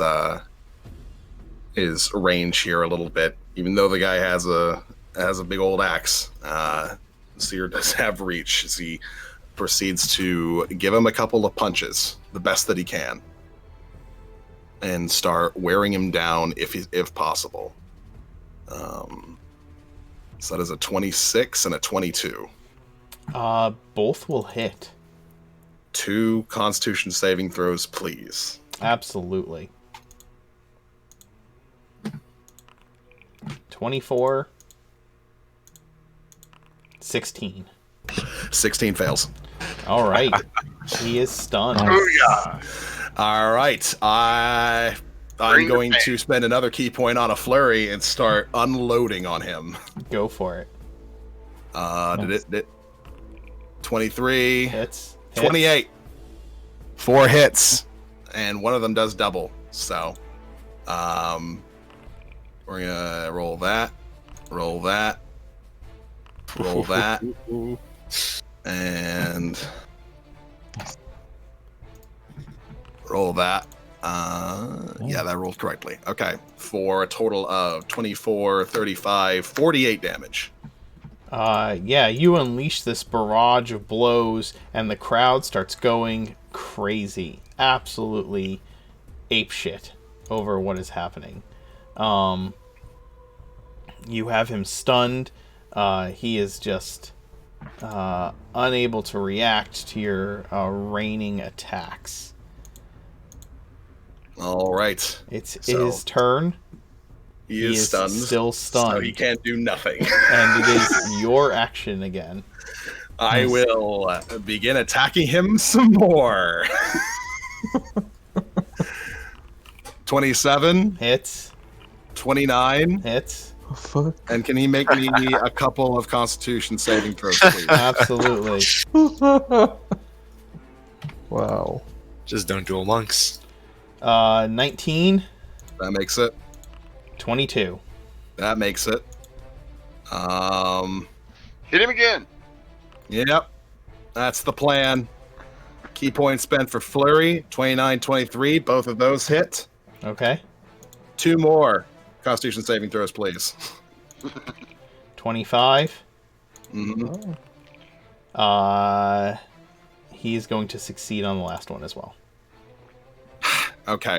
Well, let's see how much damage I managed to do while he was stun locked. 8, 9, 13, 12. So 25, 42. 34, 42 damage. As you far more than bloody your opponent, would you like to describe how this goes down? So, to encapsulate the entirety of the scene, when Vasir jumped up, he darted forward and gave a nice punch straight to the side of the Minotaur's face, and then another uppercut straight to his jaw, which then sends him reeling. And then as he's reeling, Vasir starts raining blows all along his chest while he's unguarded, and just kind of, from the pure speed of his blows, you can't really tell exactly where he's hitting, but you can see like his body begin to concave a bit from all of the blows and the force of them, as you see at least 2 of these strikes with the arms end up enlarging themselves as they both crash into him, doing a substantial amount of damage to him. He shakes off the stun, breathes heavily for several moments, and pulls a vial out of his belt and slams it against the edge of his axe. This thick, black, viscous liquid kind of coats the blade. And then he rushes towards you and tries to hit you with his shield. 21. That will hit me with a shield. You take 10 points of bludgeoning damage, and I need you to make a strength saving throw. You've seen this type of combat before. You know what he's trying to do. He's trying to knock you down so that he can just destroy you while you're stuck on the ground. You're prepared for it. You ready yourself, and though the blow hits and hurts, you are not knocked prone. Well, at least he doesn't have an advantage on his 3 attacks then.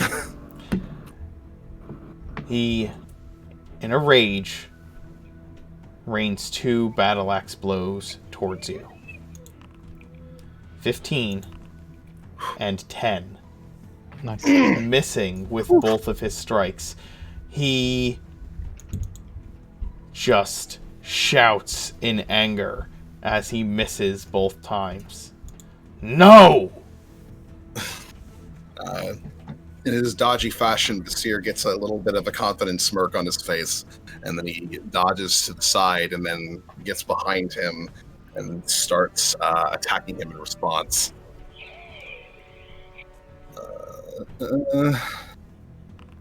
20?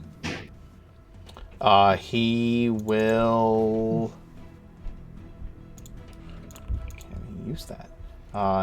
That is going to hit. 20 and 18 then? The 18 he parries with his shield. Okay. You have inspiration though.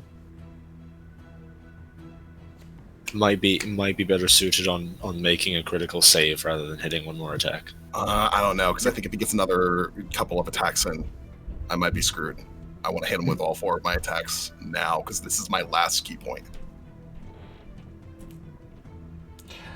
Oh boy. If you decide that you're going to... do you have inspiration? Oh, you have the advantage. Bardic Inspiration. You have the Bardic Inspiration. Can you use that after you know whether you hit or not?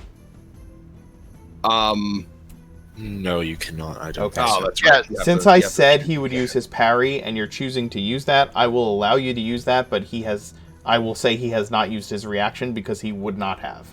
Do you understand Gotcha. what I'm saying? Yep, So, I gotcha. that's fine. He still has his reaction. You hit with the first 2 strikes. Another 20. Okay. That's the 3rd strike. And a 27. All right. You hit with all 4 attacks.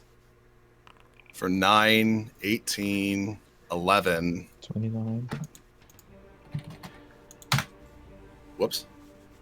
It did not like what I just did. Nope. Big money, big money. And 15. Describe how your opponent succumbs to your blows. Vasir goes ahead and kicks the back of his leg, forcing him to his knee and putting him on eye level with Vasir, though he's looking at the back of his head. and then proceeds to crack one hand over to the side of his head, bring his other elbow forward to crack him over the side of his head, and then he proceeds to grab his leg that's not kicked down, and then holds it up, and then brings his foot back and cracks him straight into the chest, sending him onto his stomach.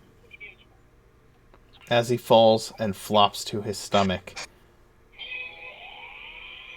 you hear a thunderous roar of the crowd. And he does not move. Raise my hands and look over to the announcer's box. The announcer is just like, what a turn of events! Torax, our undefeated Iron Champion, has been taken down by the young monk Vasir. He comes rushing out. Annie is just like up on her feet, cheering along with everyone, and hearing the announcer say that is just gonna scream out like as loud as she can. Iron Champion, meet the Iron Fist. You call him the Terror of the North, meet the Terror of the Way of the Empty Mind Monastery. Open minds! Open! Whatever. Luna will jump out of her seat and like run towards him. You can do that now, Luna, the thing that you had asked me about in... No. Fuck you, Mark. I don't know what it is, but I imagine it's something naughty. Oh, God. It would have been worth it. Okay, you come rushing towards Vasir. Vasir just starts screaming Adrian. You rush down to Vasir.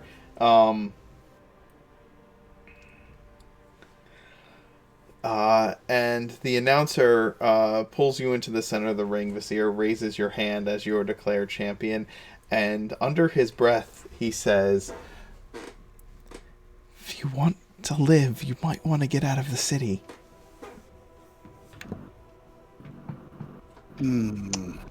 Oh. Torax does not take... He doesn't like losing. He's undefeated. How would you know? We just say that. Oh. Is that the announcer? Wow. Wow. Do I hear this? If you're like close, if you're standing there next to Vasir, you absolutely she can read hear lips. this. She can read lips as And well. you can read lips. You can see it. Yeah, okay. Well, look, I just want to get my prize and then I'll get out of here. He raises your hand up and says, Vasir Iron Fist! And the shield is lowered into the arena from where it has been hanging over it. He unhooks it, and it is a tower shield for a dwarf, right? So it is, it's like, it's not a 6 foot tall shield, you know what I mean? It's more like a 4 foot tall shield. It's like a 4 foot tall shield. Still a big shield. Still sizable.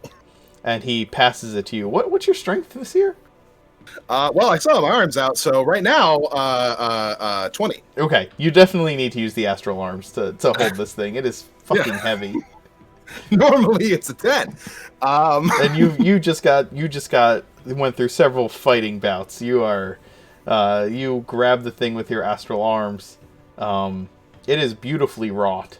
And it has that, like, those like blue and black swirling patterns that you would see on something blasted with like heat blasted all throughout the iron of the shield. There are these incredible dwarven battle, like dwarven art images of like battle molded into the face of the shield. It is not just an item for battle. It is a work of art in and of itself. I kind of hold the shield for a moment and then kind of hand it off to Luna, since long term she's probably more capable of holding on to it than Basir. Yeah.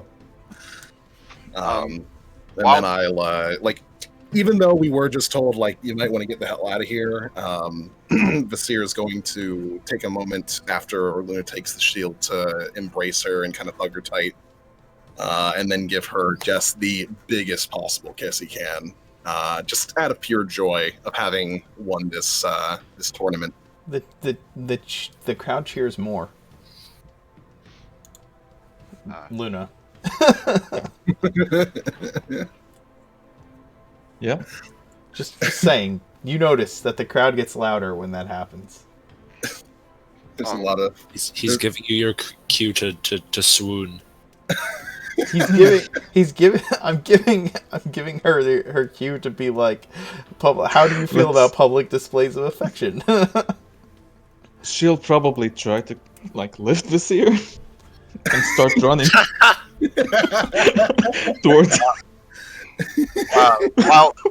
Wow. She'll lift him and will run towards the locker room. While everybody is focused on Basir and Luna and the rest, Sarani's going to check to see how unconscious this poor guy really is. Yeah, he's completely unconscious. There are halfling medics coming out to grab him and drag him out of the arena as you begin to check him out. I'll tell the halflings, I can help you carry him. You don't have to drag him. They shrug and nod. I grab him around the waist, throw him over my shoulder, and while he's quit reading my mind, Emmy. Seriously. While we're walking back, I am going to take the pouches off of his belt and slide them inside. Give me, if you are trying to do this stealthily, I need you to give me a sleight of hand roll. How stealthy do I need to be in a giant crowd? You're not in the giant crowd. You're in the arena, carrying him across the arena towards the other side. Yeah. I mean, I'm going to wait till we're in the crowd. I guess I'm carrying him back to his room. You're just carrying him back here. The halflings are, right next to you. They're not letting you, take him away from them. They're going with you and leading you into the other locker room. If you want to take the vials off of his person, you definitely need to, and don't want the halflings to see, you definitely need to make a sleight of hand roll. Okay, I'll make the sleight of hand roll and we'll see how this goes. 7. Fuck. Nope. Hey, no souvenirs! What do you mean? I saw you trying to take his belt. I'm not trying to take it. I'm not taking the belt. I'm taking the pouches. You just go ahead and put him down right here. The halfling looks around. They look at each other. I'm still holding him on my shoulder. You say, put him down here, and I just stare at them. Look, are you gonna sell those things? I might. Would you like one? Tell you what. I'll give you half of what he has left. Then we don't discuss it. In exchange, what the fuck do these do? Yeah, I'll, listen, I mean, I could even help you carry him all the way back to his quarters, where there might be, No, you put him down in here. You put him down in here, all right? We're gonna take care of him. I set him down on my, I could carry him into the back room where there could be, loose change or. Yeah, no, we gotta. I mean, he owes you something. I know what you're saying, but look, he's our boss, and I'm all for making a little extra profit, but we gotta be careful here. Well, I tell you what. You take Here's- one, we'll take one, and we'll call it a day like it never even happened. Well, here, Serrani opens his herbalism kit, takes out a vial, dumps the vial that the guy had into it, hands it to one of them, dumps the second one into another vial that I have and hands it to him, and then I take both of the original vials, put them back in his pocket, and then smash the pocket, smash the pouch. Ah, yeah, good thinking. Good thinking. All right, look, you take one, we take one. Now get the fuck out of here before he wakes up. You understand? Yeah. Oh, absolutely. And you have a wonderful time. Yeah. Thanks. We'll do that. Sure. And Serrati walks back, confident in the knowledge he is absolutely right yet again. You can't trust fucking halflings. DM, Yes. can I say, like, while we're leaving the arena, like, Luna this year, she would kind of like flash her ring towards Angus, the Golden Knight's ring, kind of signaling where they might meet, unless it was discussed last session and I missed out. I If don't. that makes sense. You're asking if we planned things ahead of time. Oh, yes, absolutely. We totally plan things ahead of time. I have total faith in you guys, so I know Serrani and Sharpeye are going to go get drunk and then eat some barnacles off the bottom of Angus's ship. That's what we're going to do to celebrate. Sharpeye did a great job.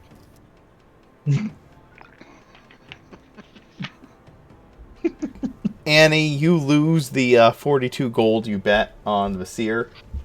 Or bet against Vasir. Mirth, you lose the 47 gold you bet on Serrani. Serrani, you lose the 200 gold you bet on yourself. If I also bet 100 on Sharpeye. you did, I'm going over that.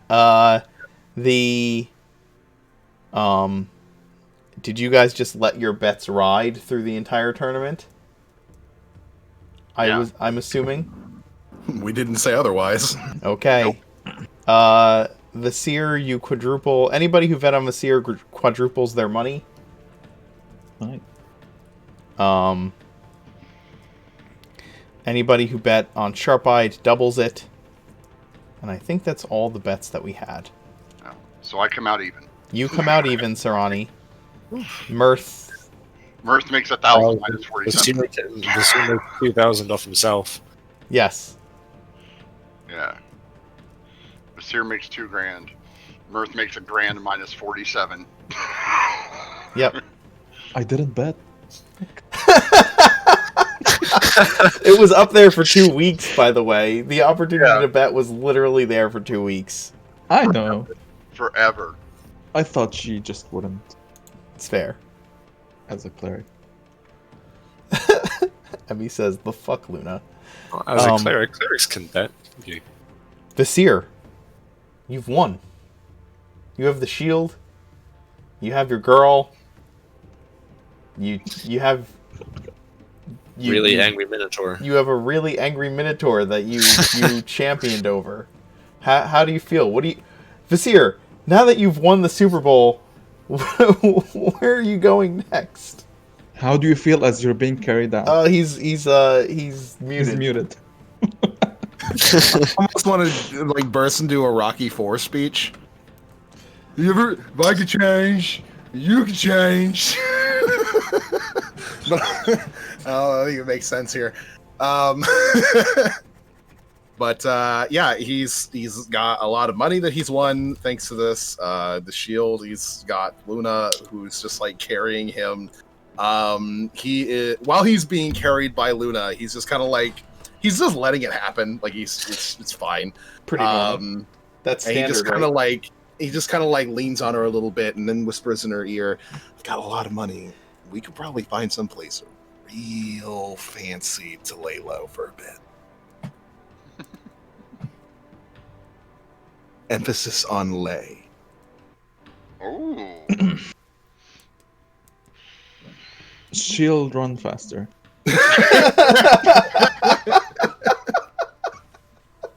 was really hoping for like a valedictorian Munch speaks where he's like, yeah, I'd like to thank the monastery, I'd like to thank the Grandmaster.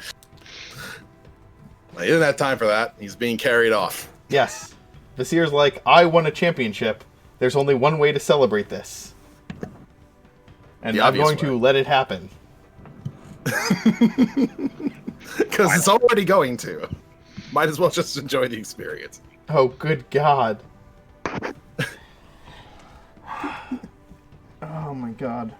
You gather your winnings, and as you slip out of the octagon, if there's anything else you want to do in this Thieves Guild, you can let me know. But otherwise, you slip out to the sounds. Oh, go ahead. I think on our way out, do I see the other monk? Sure. I didn't note his name down. Helios. Helios.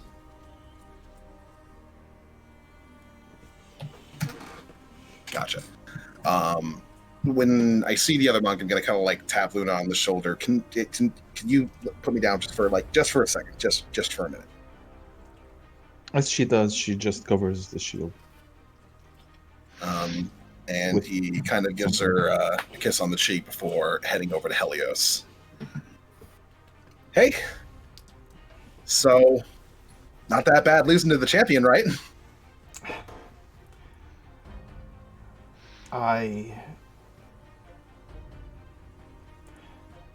It is a worthwhile victory for you, and a worthwhile loss for me.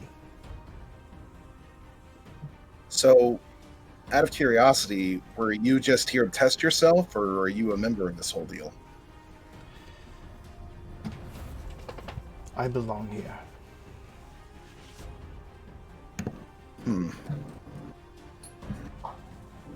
You seem like a pretty honorable sort, all things considered. I don't know if this is the right place for you. I'll give you the same advice that my master gave me. You are interested in getting stronger, right? I do wish to test my skill, yes.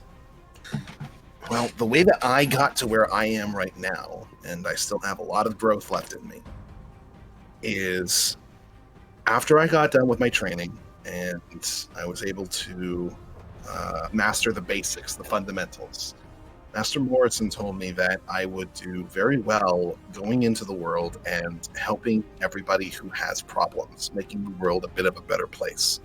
It helps to understand yourself, your own values, and more often than not, it does require fighting stuff. Things that you probably might have never seen before. Things that you might never see after. Experiences that are entirely unique to your journey. I would recommend going on that journey, same way I did.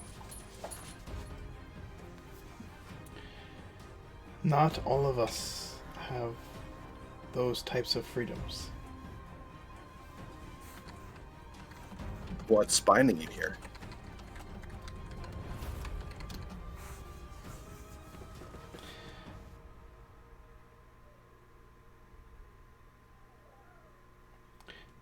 Those that are with you.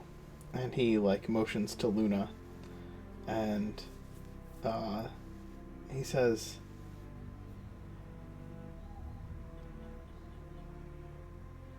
these that are with you, the one who dresses as a female. Hey, I rolled really well on my disguise That's check. true. That's true. That's true. That's true, I'm but sorry. he is a monk, and insight is one of our big things. I don't care, I rolled like a 25. No, he rolled like a 25. That's fair. That is fair. He says the agent, your benefactor who is with you, and the woman who is here now. I see the way you interact with them. They are more than friends. They are family to you. You are anchored to them because of that. In much the same way, I have a family here. I see. And You one know, I has was- obligations to their family. Well, I'm not going to tell you to not. I can understand that. I was kind of warned that your Minotaur boss is probably going to try and have me killed, though. I don't imagine you'll decline that particular job offer.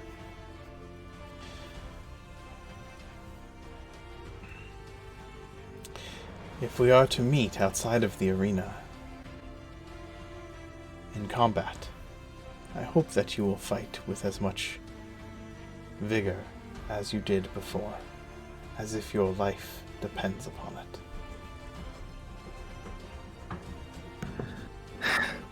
Well, I guess I can't persuade you otherwise.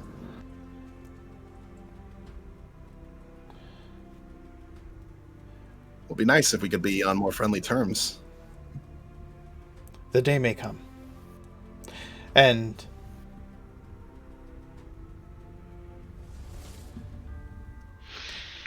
I believe it was the announcer who would have told you to run for your life. Yeah?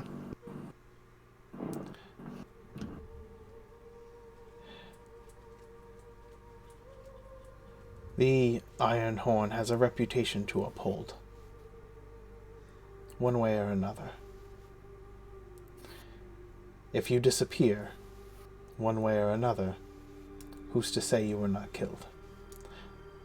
I suppose that's true, but I have to stay in town for a little bit longer. Do you think you can hold him off for maybe a week? I am saying that perhaps the threat for you to get you to leave town was enough.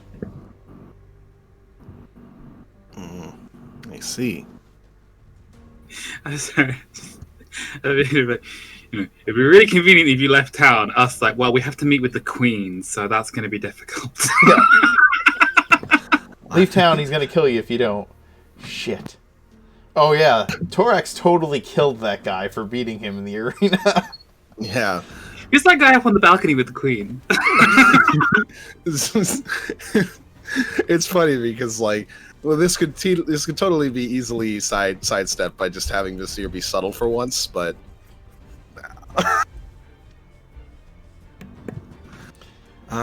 well, I will do my best to make it seem like I disappeared.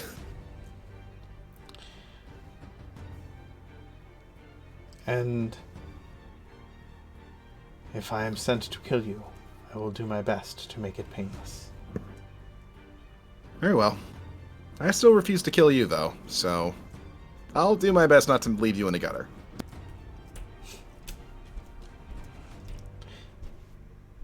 May we meet again.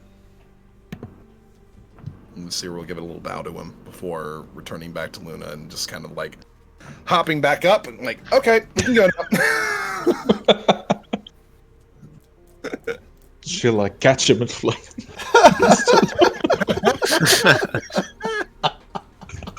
Battle arena carry him out. Yeah, she's just got him. She's got Visir over her head with the shield on her back, and Visir's just got like his legs and arms laid out, just being carried aloft. She'll glare at the monk for saying the last sentence as both of them leave.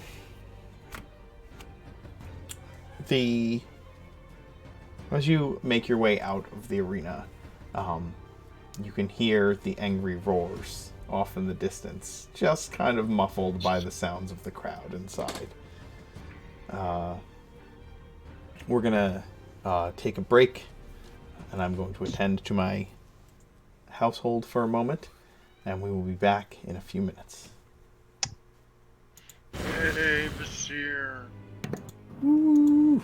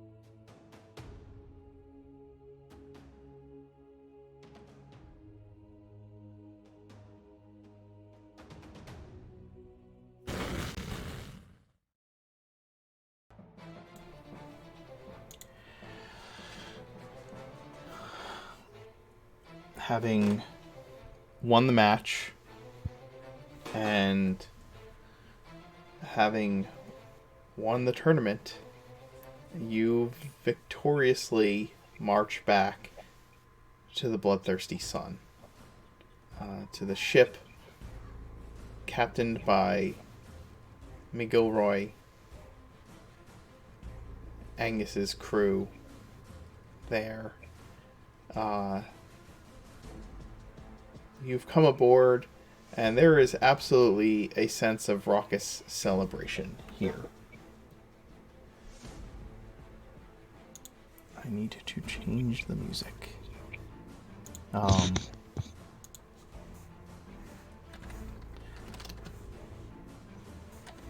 Angus, your Roger welcomes you back,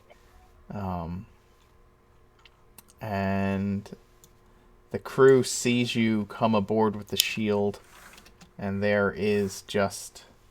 Some of them were there, so I mean, you fought one of the members of the crew, and Salty-Eyed Stew is there licking his wounds on deck with the biggest bottle of moonshine he could possibly find. But there's definitely a sense of camaraderie as the crew of the Sun just raises their glasses to the champion Vasir, and to all of you having won the day.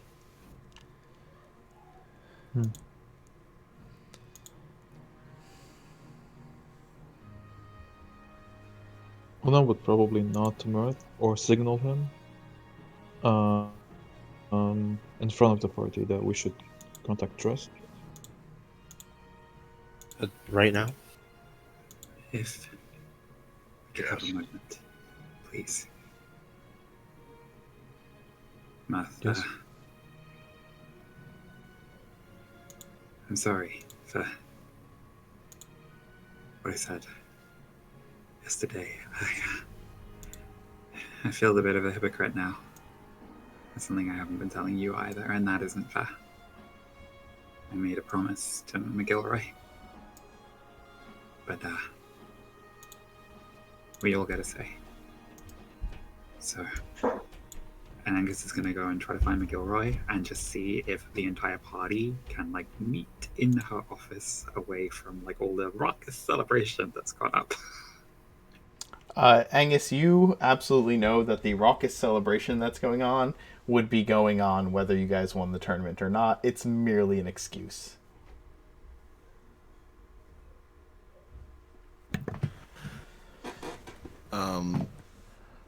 Is the guy that I beat in the first round here? Oh, yeah. Yeah, he's drowning himself in alcohol. Well, so long as he's having a good time. Oh, yeah. Like I said, he's licking his wounds with the biggest bottle of moonshine he could find.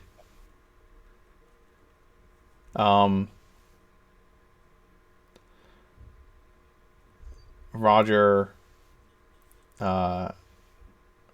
passes his bottle to you and says, "Yeah, I'll see if I can rouse up the captain for all of you. That's no problem, love."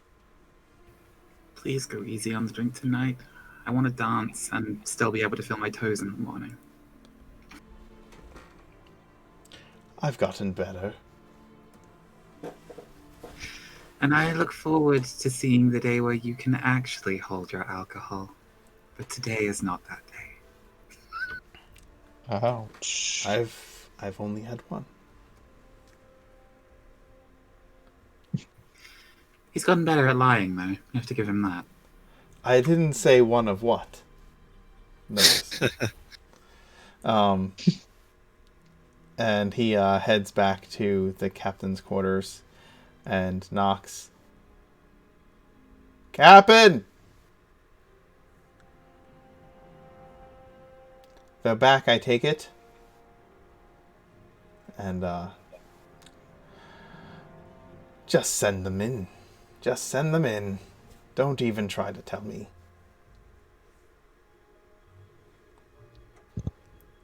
Roger bows and sweeps his arm towards the captain's quarters for all of you to to go in.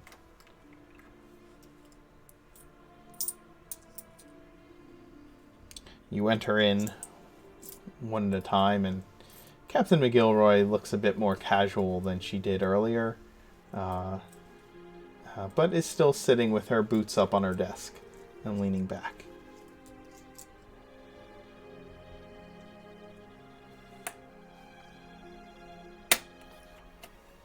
He did it.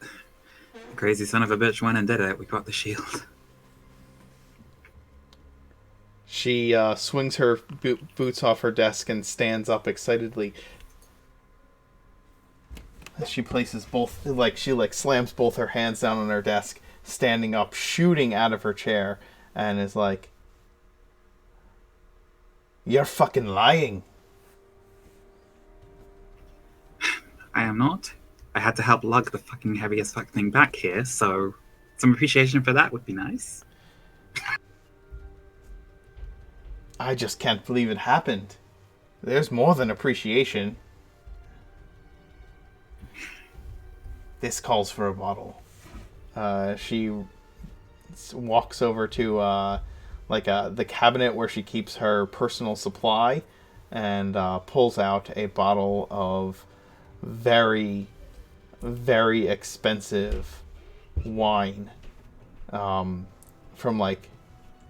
the hills outside Drayen, and begins to pour glasses. Angus, you know that this is this is really expensive. This is the stuff that they probably are drinking in the palace right now.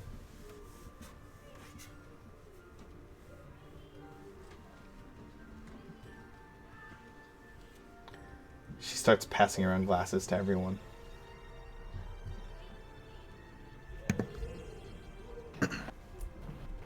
Thanks much.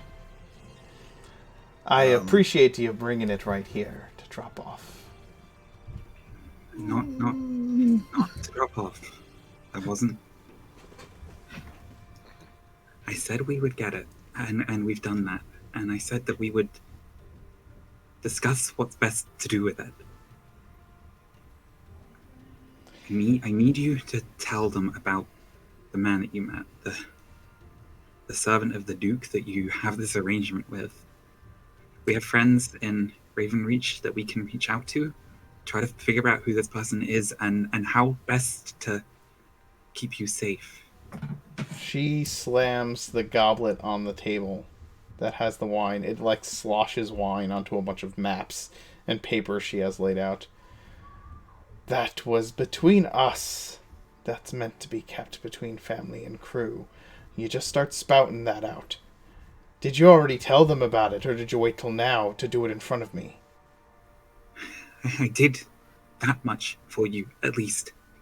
And I will quote your wording back to you. Family and crew. Family.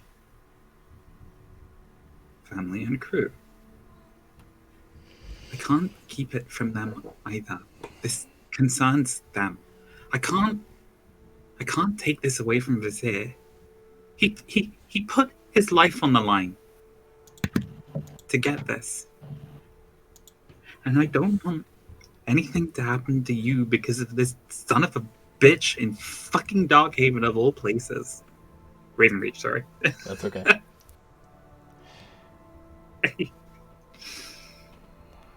We have friends there. We have people we can reach out to. If we find who this is, can you describe him at least? You said he was dangerous.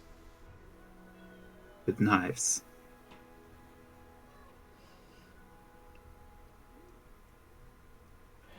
Math?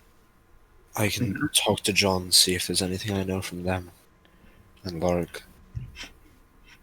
Dangerous man. Oh. Math. She begins to describe John. Dangerous man describes a lot of people in Ravenreach, Angus. I can't do much with that. Yeah. She begins to describe a man who he didn't move. like a noble.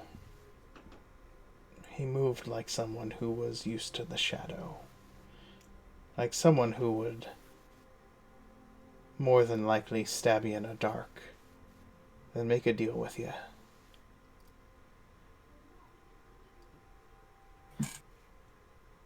Shit, you may be right.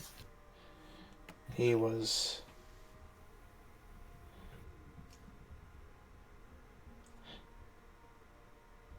average height, short cropped salt and pepper hair, square jawed. Someone who, if they wanted to go unnoticed in a crowd, they would. You wouldn't think twice about them.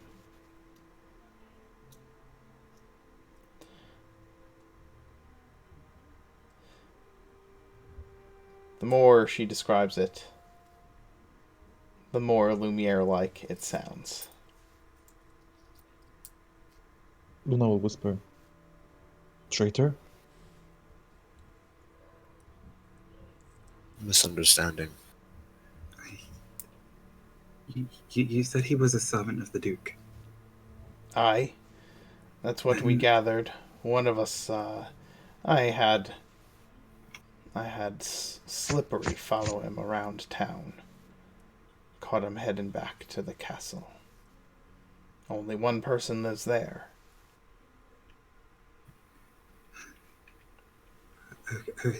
You said you were tracking the shield down. How long have you been working this job?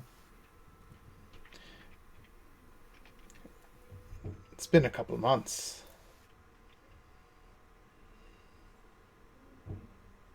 Once. How many?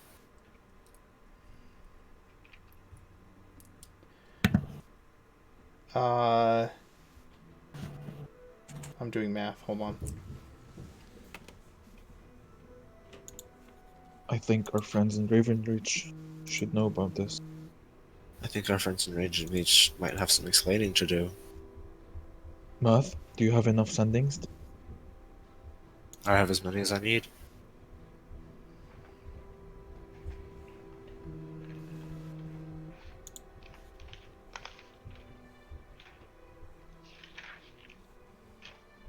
Well, let's see. Today is that.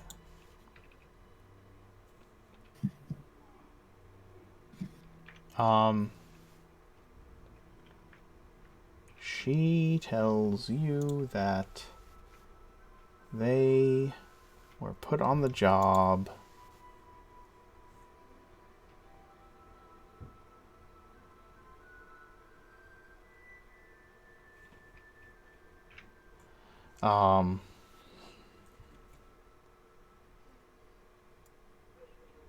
yeah, back in Mid-Hexen.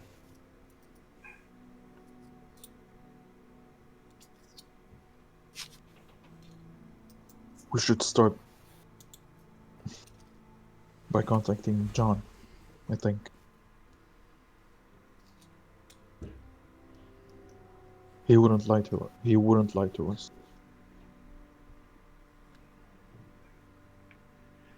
As she keeps a tight grip on the shield. All things considered, you don't necessarily know that. He could keep information from us because he thinks that it would be good for us. We don't know him that well. We have seen what he is. Down in the sewers. You know this man. Possibly. Acquainted. We know his friends, which don't seem to fall in line with the Duke very much. Actually, fairly anti-Duke sentiments go all around there. You think we were mistaken in thinking he was sent by the Duke? As I said, we followed him. I had someone follow him around town. He went back to the castle. How accurate is this? As if I saw it with me own eyes. You dare question me, man. You said I dare. only one person lives there. He has some. The Marquis. Maybe he. We've met him before. He seems a decent sort.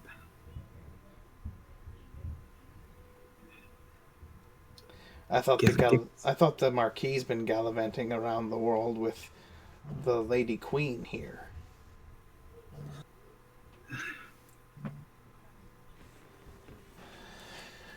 Ain't give they us shacking up together? In that the rumors. Mhm. They are cute together. Give us until morning. We have a celebration going on to celebrate Visir's victory. The shield stays here, and we'll try to reach out to our friends and see if we can find if this is.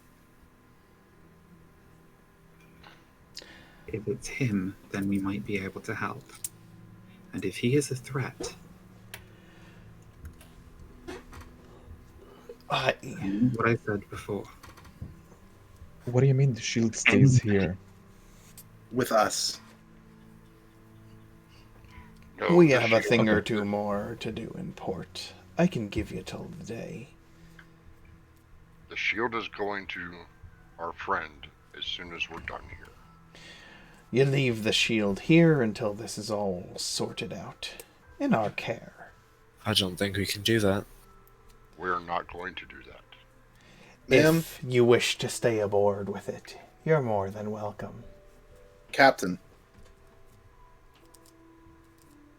I fought one of your men. Gonna be honest, easiest fight of the whole tournament.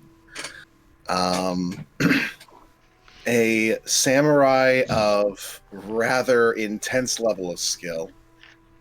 An elven knight who has been in that arena way more than anybody else.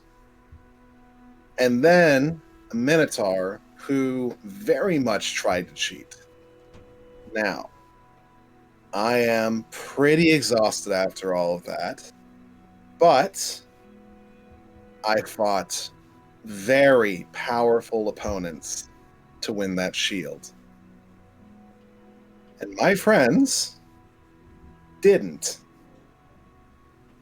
And I don't say that to say that they don't deserve it on some level or anything like that. I say that to point out they're all fresh. And I'm middling when it comes to the power How of about art. it then, Visir? Which side do you expect me to fall in on? I am Sorry. asking for time. I am asking for us to reach out to the friends that we have so that my family are not going. Angus. Ladies, please. I'm not suggesting that we fight. I'm suggesting that fighting would be a bad idea. And I'm suggesting that since both of us have a vested interest in this piece of property, and currently it resides in your care, that you I don't care what your interest in it is. and your fellows I am going to save this world, whether you like it or not. And if you attempt to stop me from turning this shield over to our friend, I will sink your boat and everyone on it will die. I have had Angus attacks quite Sarani. I'm going to attack him back. Oh boy. This Wait, is what? all What? rather What? dramatic. If you could stop shedding blood in me quarters, I would very much appreciate it. Thank you. Not like anything, just I'm basically just gonna have a knife and just turn and just slash him across the face with it. Okay. Can I cast double hold? I haven't done anything yet. No, but it's reasonable to believe you will. Okay. Which you also said you attack him back, which is Yeah. Okay. Make attack rolls, and then you can each make a saving throw against hold person. Wisdom, specifically. Oh. 25 damage, fuck. I don't think Sarani has his shield But he out in the misses. midst of this quarters. No, Okay. no, so it then, hits. okay. No, that. Oh, it does. Oh, wait, no. Let me see. 16 I mean, without your I thought your shield. AC was still 18 without your shield. I'm 18 without my shield. Okay. The shield takes off 2. Nothing serious. Just putting a knife to his face. That's Yeah. Again, Captain McElroy slams her hand down on her desk while all this is happening and saying, "If I can get a word in edgewise." I will attempt to knock it out of his hand and smack his hand away. Okay. So yes, you knock the blade away. Luna, person? you For cast 2 Hold Person. great I damage. I need Angus and Sarani to both make wisdom saves.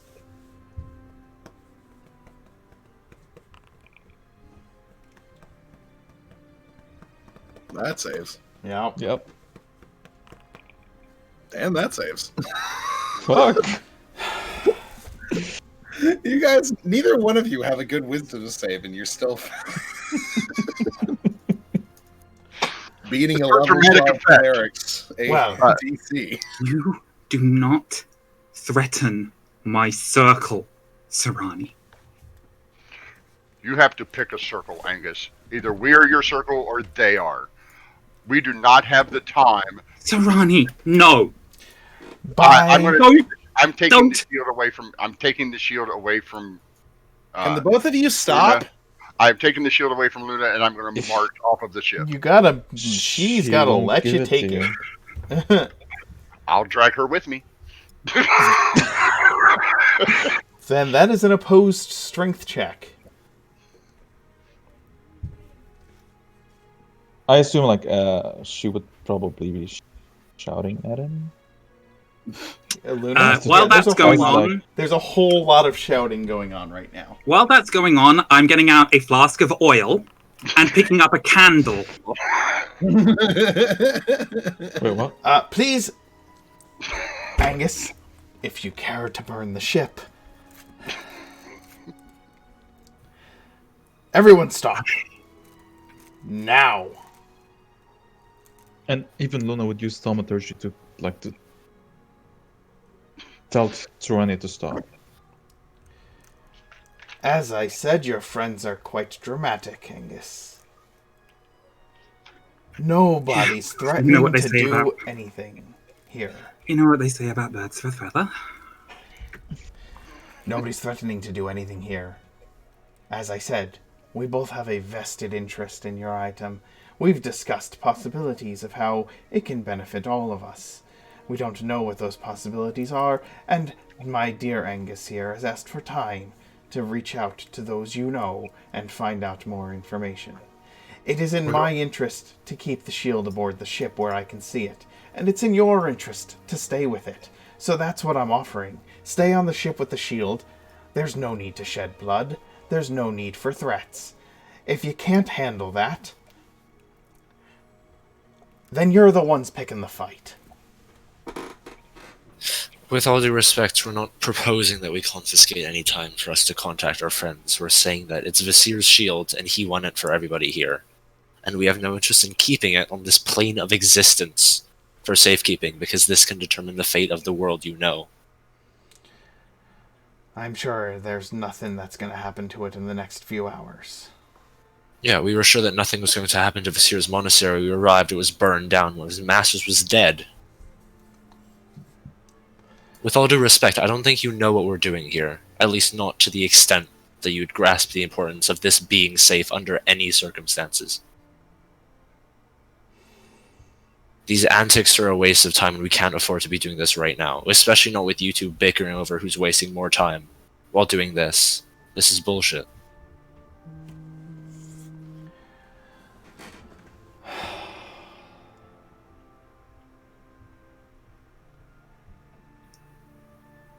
I am doing what I think is right to make sure that the people I love stay safe. Part of that means saving the world.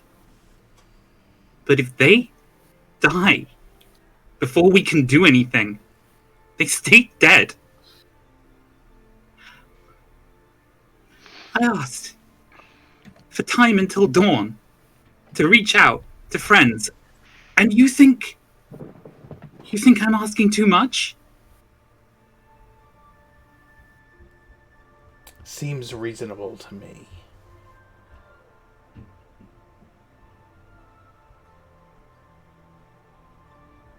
I think it's Shield also stays- reasonable to assume that there are very powerful forces at work that also want to make sure that we don't have this shield.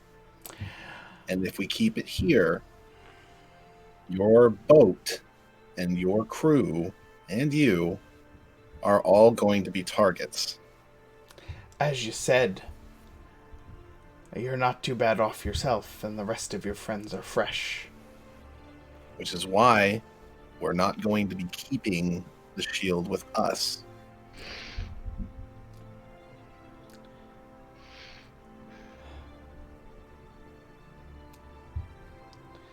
I don't think either one of us should be looking over it. Not before we're ready to do what we need to do with it. Angus,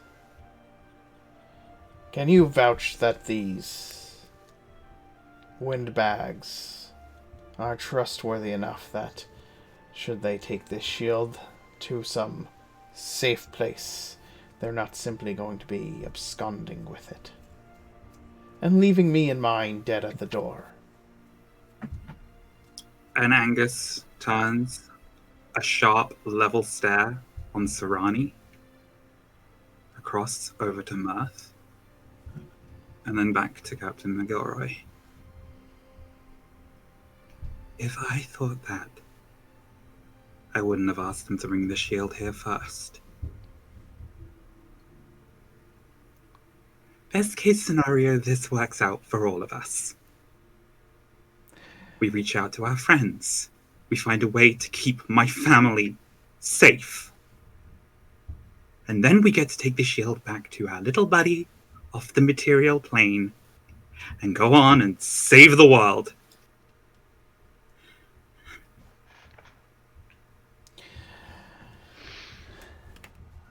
I leave this in your hands, Angus, to make the call. You know your friends better than I do, and you know this crew better than they. But you know my interest, and I think that you care about everyone here and keeping us all safe. What do you think the best course is? Do we keep it here overnight? Funny thing about a ship that makes it different from a monastery. If somebody attacks it, you can move. Take to the sea. Funny thing about a ship that makes it different from a monastery, it's a lot easier to sink. Luna goes pale. Pale.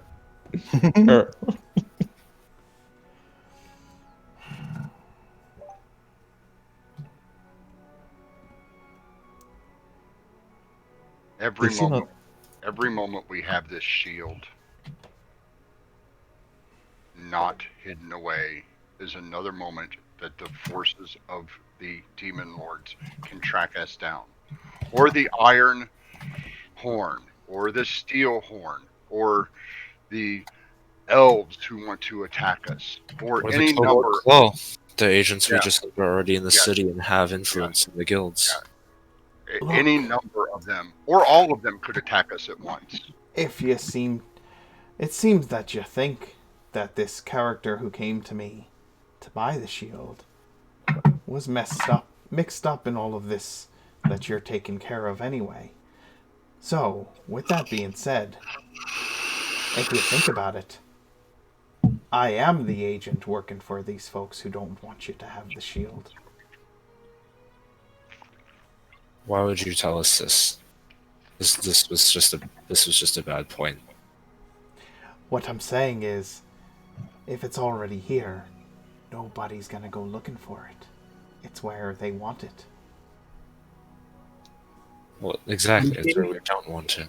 Here is the other side of this equation. You don't get it. What's the other side? If the shield doesn't turn up in the hands of the person that has paid good money to this crew to recover it, what do you think happens to them? We need it to save the world, And that's the only reason you give a shit. The I second guess- my crew don't have the shield anymore, do you care if they die? Like Sarani said, pick one circle, one group of people to care about.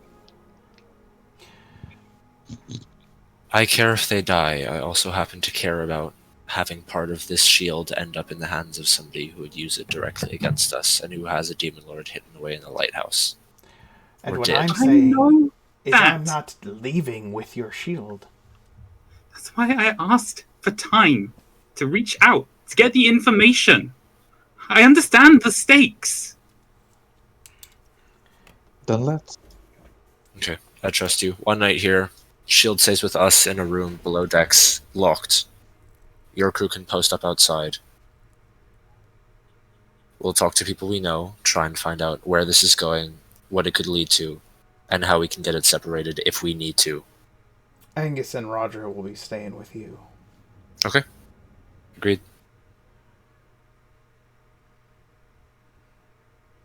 Wouldn't have it any other way. Are all of you in agreement in this? Does he speak for all of you? I kind of wanted to find a nice private place for Luna and me, but I guess this is more important. You two don't have to stay. He's enough. I'm sure your plant here won't be leaving it either. Or we can We'll set stay. you up with some quiet quarters for the two of you. There's thin walls in a boat, I wouldn't do that. Sarani is still holding on to the shield. Him and Luna are both holding on to it. And he looks right at Luna with this look like, make the call. We'll stay here with the shield. Angus has a plan. Let's follow with this plan.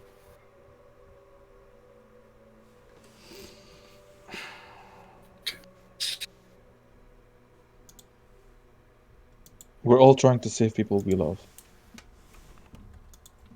So, this is us helping him save the people that he loves as well. We should contact our friends in Ravenreach as soon as possible.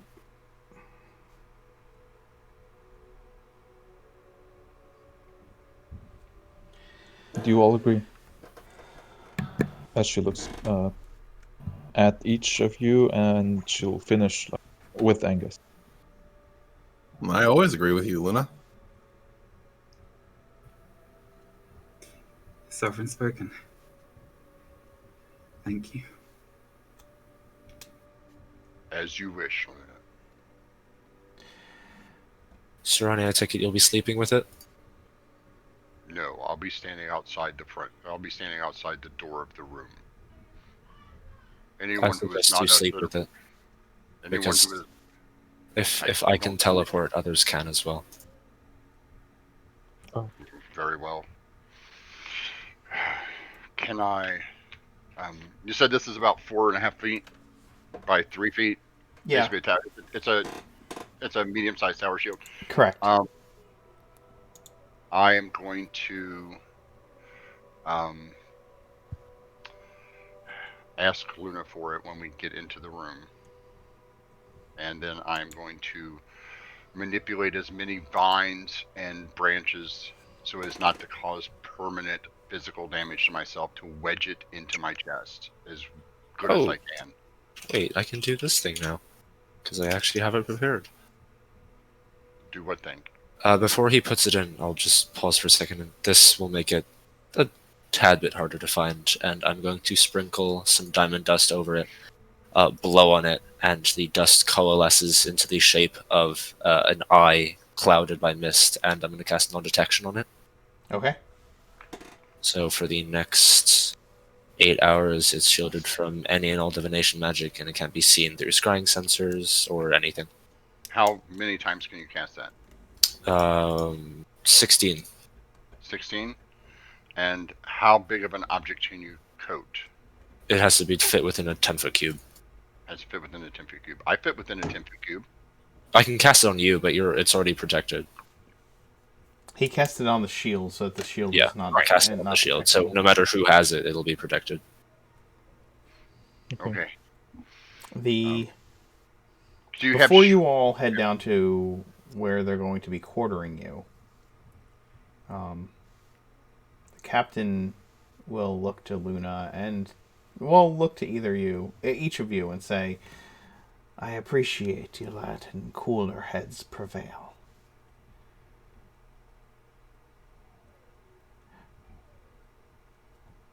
You find out who this man is and what his connection to all this is.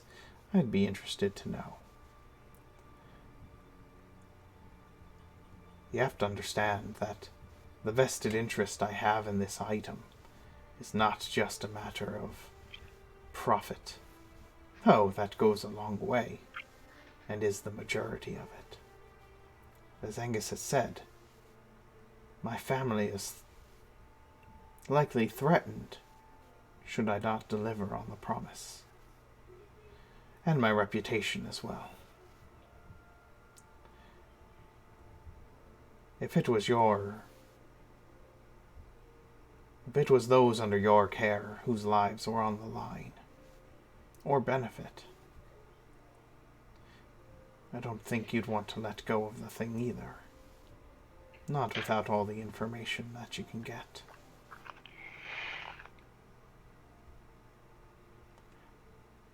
I'm not trying to pull a fast one on you. I won't be trying to steal the shield out from under you. You mean something to my boy Angus here. I wouldn't do that to him.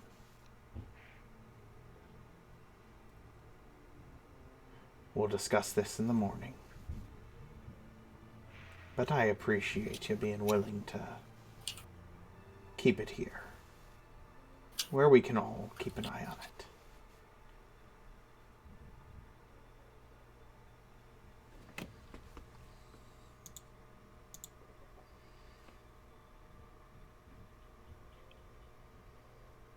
Serenity's going to say we need a large room, one of the largest ones you have that has a single entrance. She sets you up. She knows what you need.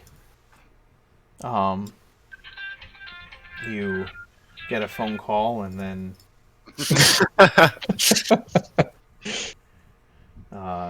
you set up you unwrap the shield with your vines, and Mirth casts non-detection upon it. Roger joins all of you in the room with Angus. I asked Sharpeye if he can go get me several barrels full of dirt. Wait, what? Several what? I've got a jar of dirt. Yeah, barrels of dirt. Barrels of dirt. Yeah, I need at least 3 barrels worth of dirt. Why? So I can root in place and sleep for 4 hours and keep an eye on it at the same time. Otherwise, if something happens, I'll be exhausted because I'll be awake all night. So if we have 4 hours for Serani to, well, technically, Serani will take the shield and go under the ship in the water and root at the bottom of the harbor for 4 hours, and then climb back up into the. I think we wanted to stay on the ship regardless. Bloop, bloop, bloop, bloop, bloop. I can fly Sharp-Eyed out of town, and he can get yeah. you some dirt. Yeah. It's just so I can root, because otherwise I'm going to have a level of exhaustion tomorrow, and that would be bad, I think. Considering the way our luck runs. Okay. Sharp-Eyed helps you get a jar of dirt for Serani. It's a barrel, not a jar. I'm just imagining the situation like going below deck, Just like step by step. I'm sorry, but saviors of the realm just like heaping dirt onto the floor of a brig. go and get me a barrel of dirt. Why do all of these barrels have skeletons in them? Because it's good dirt and Oridon. The only thing a barrel's good for is a dead body. That's a good one. A body for every barrel and a barrel for every body.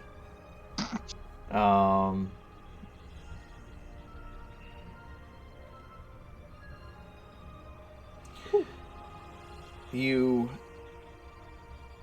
believe that you need a night's rest before anybody can cast Sending. Is that correct? I can cast it as many times as I want to, as right. all the people I need to cast it to right now. Yeah, but but we in, can handle character, I Then Yeah. you bunk down, and you start to send off messages to all those at need. but in character, Luna doesn't know that Mirth can do that. Yeah, and in character, Luna's having a date night, so I'll do it when she's out. Mm-hmm. Date night and You can have like a portside candlelit dinner with like drunk pirates laying around the table, like a monkey who brings you wine. I mean, she's not gonna go on a date if we're gonna contact the dance. Like, we gotta know what's happening, right? What are you sending to who? And when? That's what I'm asking.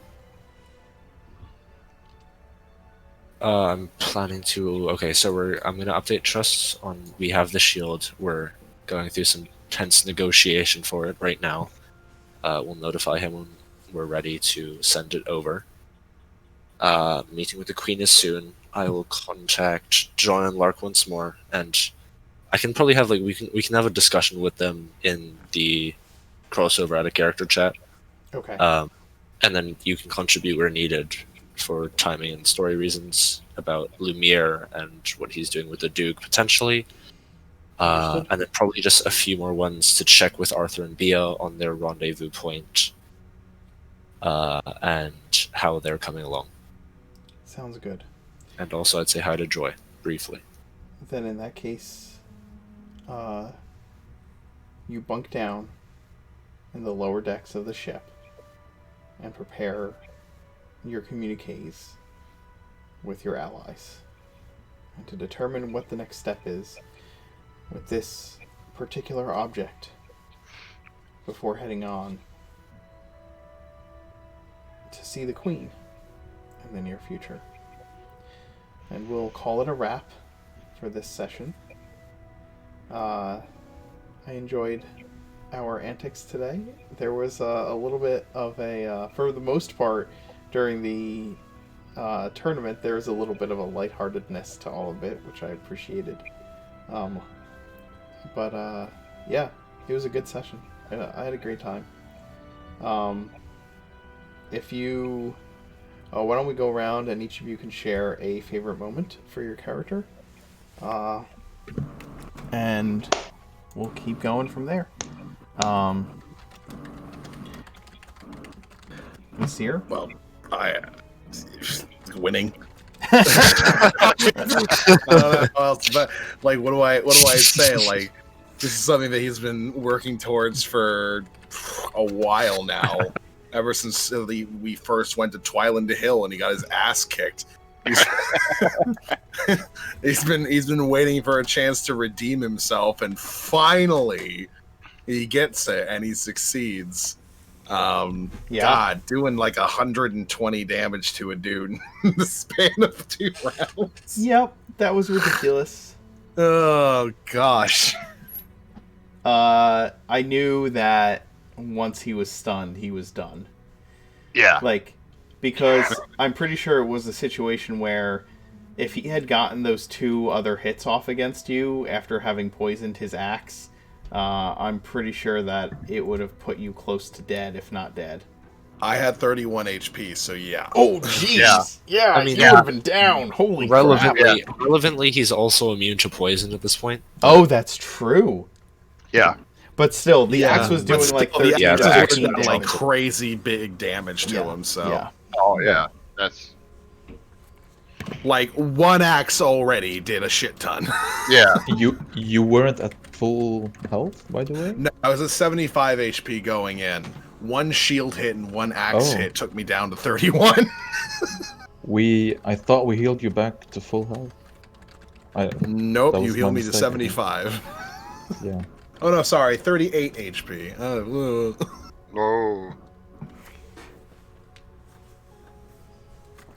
Okay.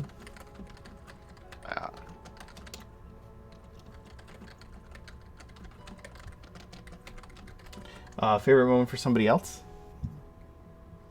Oh, Or yeah. actually, why don't you guys give me favorite Vizier moments from everybody? Having I a little fully one-on-one with Helios after was pretty cool. Like, you might come and kill me. I recognize that. But I'm still not going to try and kill you back because I agreed on it earlier, and I don't think it's the way to go around it. Very mature Vizier, even after winning. So, yeah, I really liked after the bout with Helios, just sort of like giving him sort of like a respectful bow for having beaten an opponent, and just sort of synthesis. See, like it works.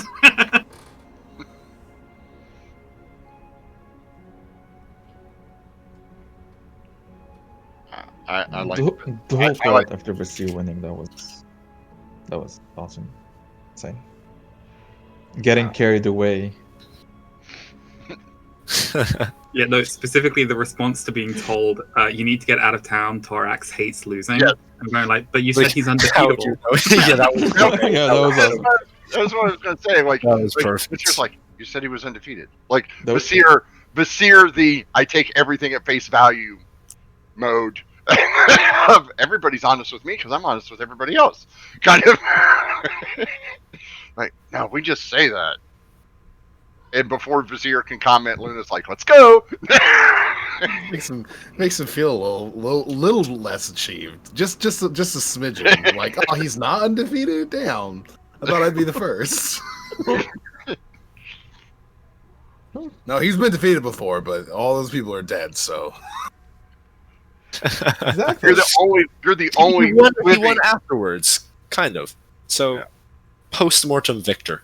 Yeah, you're the only living person that has beaten him. Yeah, no, I'm just Now, I'm just in Leopold mode where I'm trying to think like, how would you specifically word that? And it's like everybody who's gone up against him has been defeated or is dead. Yeah, that's Yeah. it's the most honest way to put it, yeah.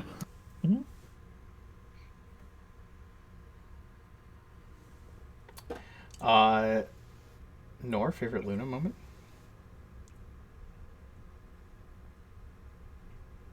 Probably carrying Vizier. That was fun. Like, nope, we're out of here. And like that was cool. I like that when Vasir suggested they find a fancy place to lay low, emphasis on delay, she ran faster.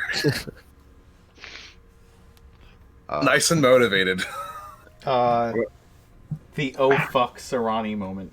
yeah. That's why I was. Just Yeah. Wait, there's a big green monster. Fuck, where'd he go? Son of a bitch! He There did he it! is. He's a fucking mouse. That little shit. Just imagining, just silly music playing in the background while she's like chasing it. She can't even chase Penny it Hill. in the wall, so she's like running down a hallway. Ronnie, where the hell are you? Hey. It's meanwhile Yeah. in the background. Like she stops, bangs on the wall. Are you in there? You son of a bitch! Come back out! Come here! I mean, for being the slowest party member, she did Yeah. the most running this session. Not something that actually happened on stream, but just getting a message from Nor of like, I have an idea of how to give Basira inspiration.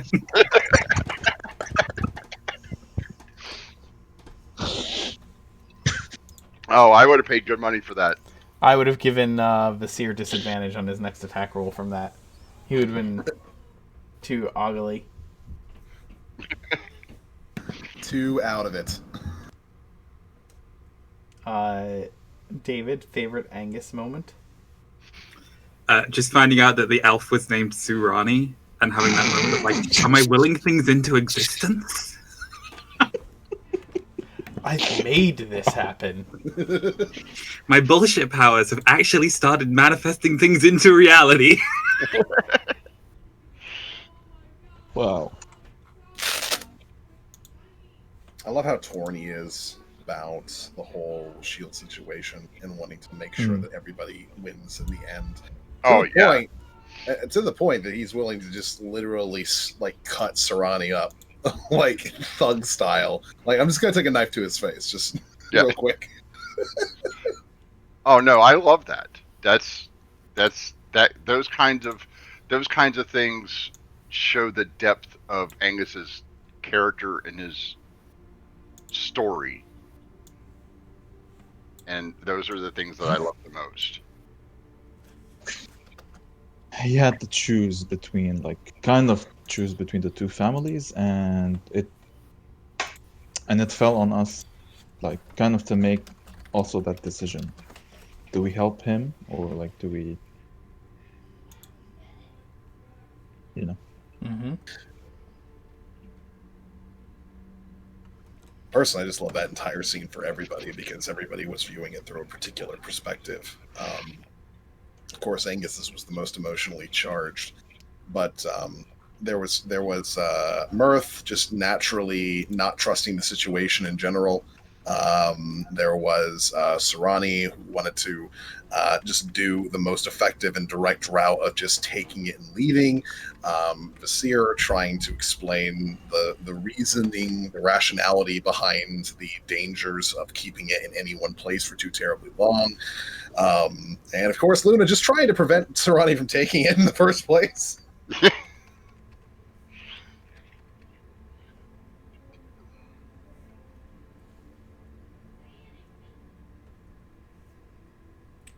Kim, favorite Mirth moment? Probably stepping in at the end. Felt assertive. Also, playing Sharp-Eyed was really fun for the tournament. Hmm. Just getting to fiddle around with him in an environment where he can't be defeated just because he's like significantly weaker than the rest of us. Like he actually had a good shot at it because he had good skills and like I could apply them Yep. as necessary. So it felt really good to have him on as close to a level playing ground as I think he's going to get at this point, just because we're double his level. Yeah. So He it was nice to seriously. see him. He Yeah, he did seriously could have really won. good. He seriously could have won that bout. Like Yeah, that just last roll was just unlucky unlucky. rolls at the end. Yep. Yeah, He just got Triple a little fives. unlucky. yeah. Hey, still, he softened her up for the Seer, so that made Oh that yeah, fight a little bit definitely. easier. Yeah, and Oh, yeah. again, like the benefit to him winning would have been a mechanical one too, because it meant Vasir would have had one less match to Yeah. fight, Yeah. right? Like, Yeah, it worked. Yeah, it worked out either way, and I think this was, you know, again, Sharp Eye skills were much more uh, uh, impactful than the one Serrani has. it gave Sharp-Eyed an opportunity to shine a little bit. Yeah, that's. I loved it. I did like Mirth stepping in at the end, where Mirth is normally kind of like trying to, be the calm and kind of offset things with humor, and that little speech that he gave was all just, pure willpower of here's the real deal. And it's always nice to see a different side of Mirth. I think we lost Nor's camera. Yeah, my Discord decided to close, and I had to open it on my computer. Gotcha. Sorry. That's okay. We're all over the place now. It's fine. It's fine. We're all caught up. Rick, favorite Serrani moment?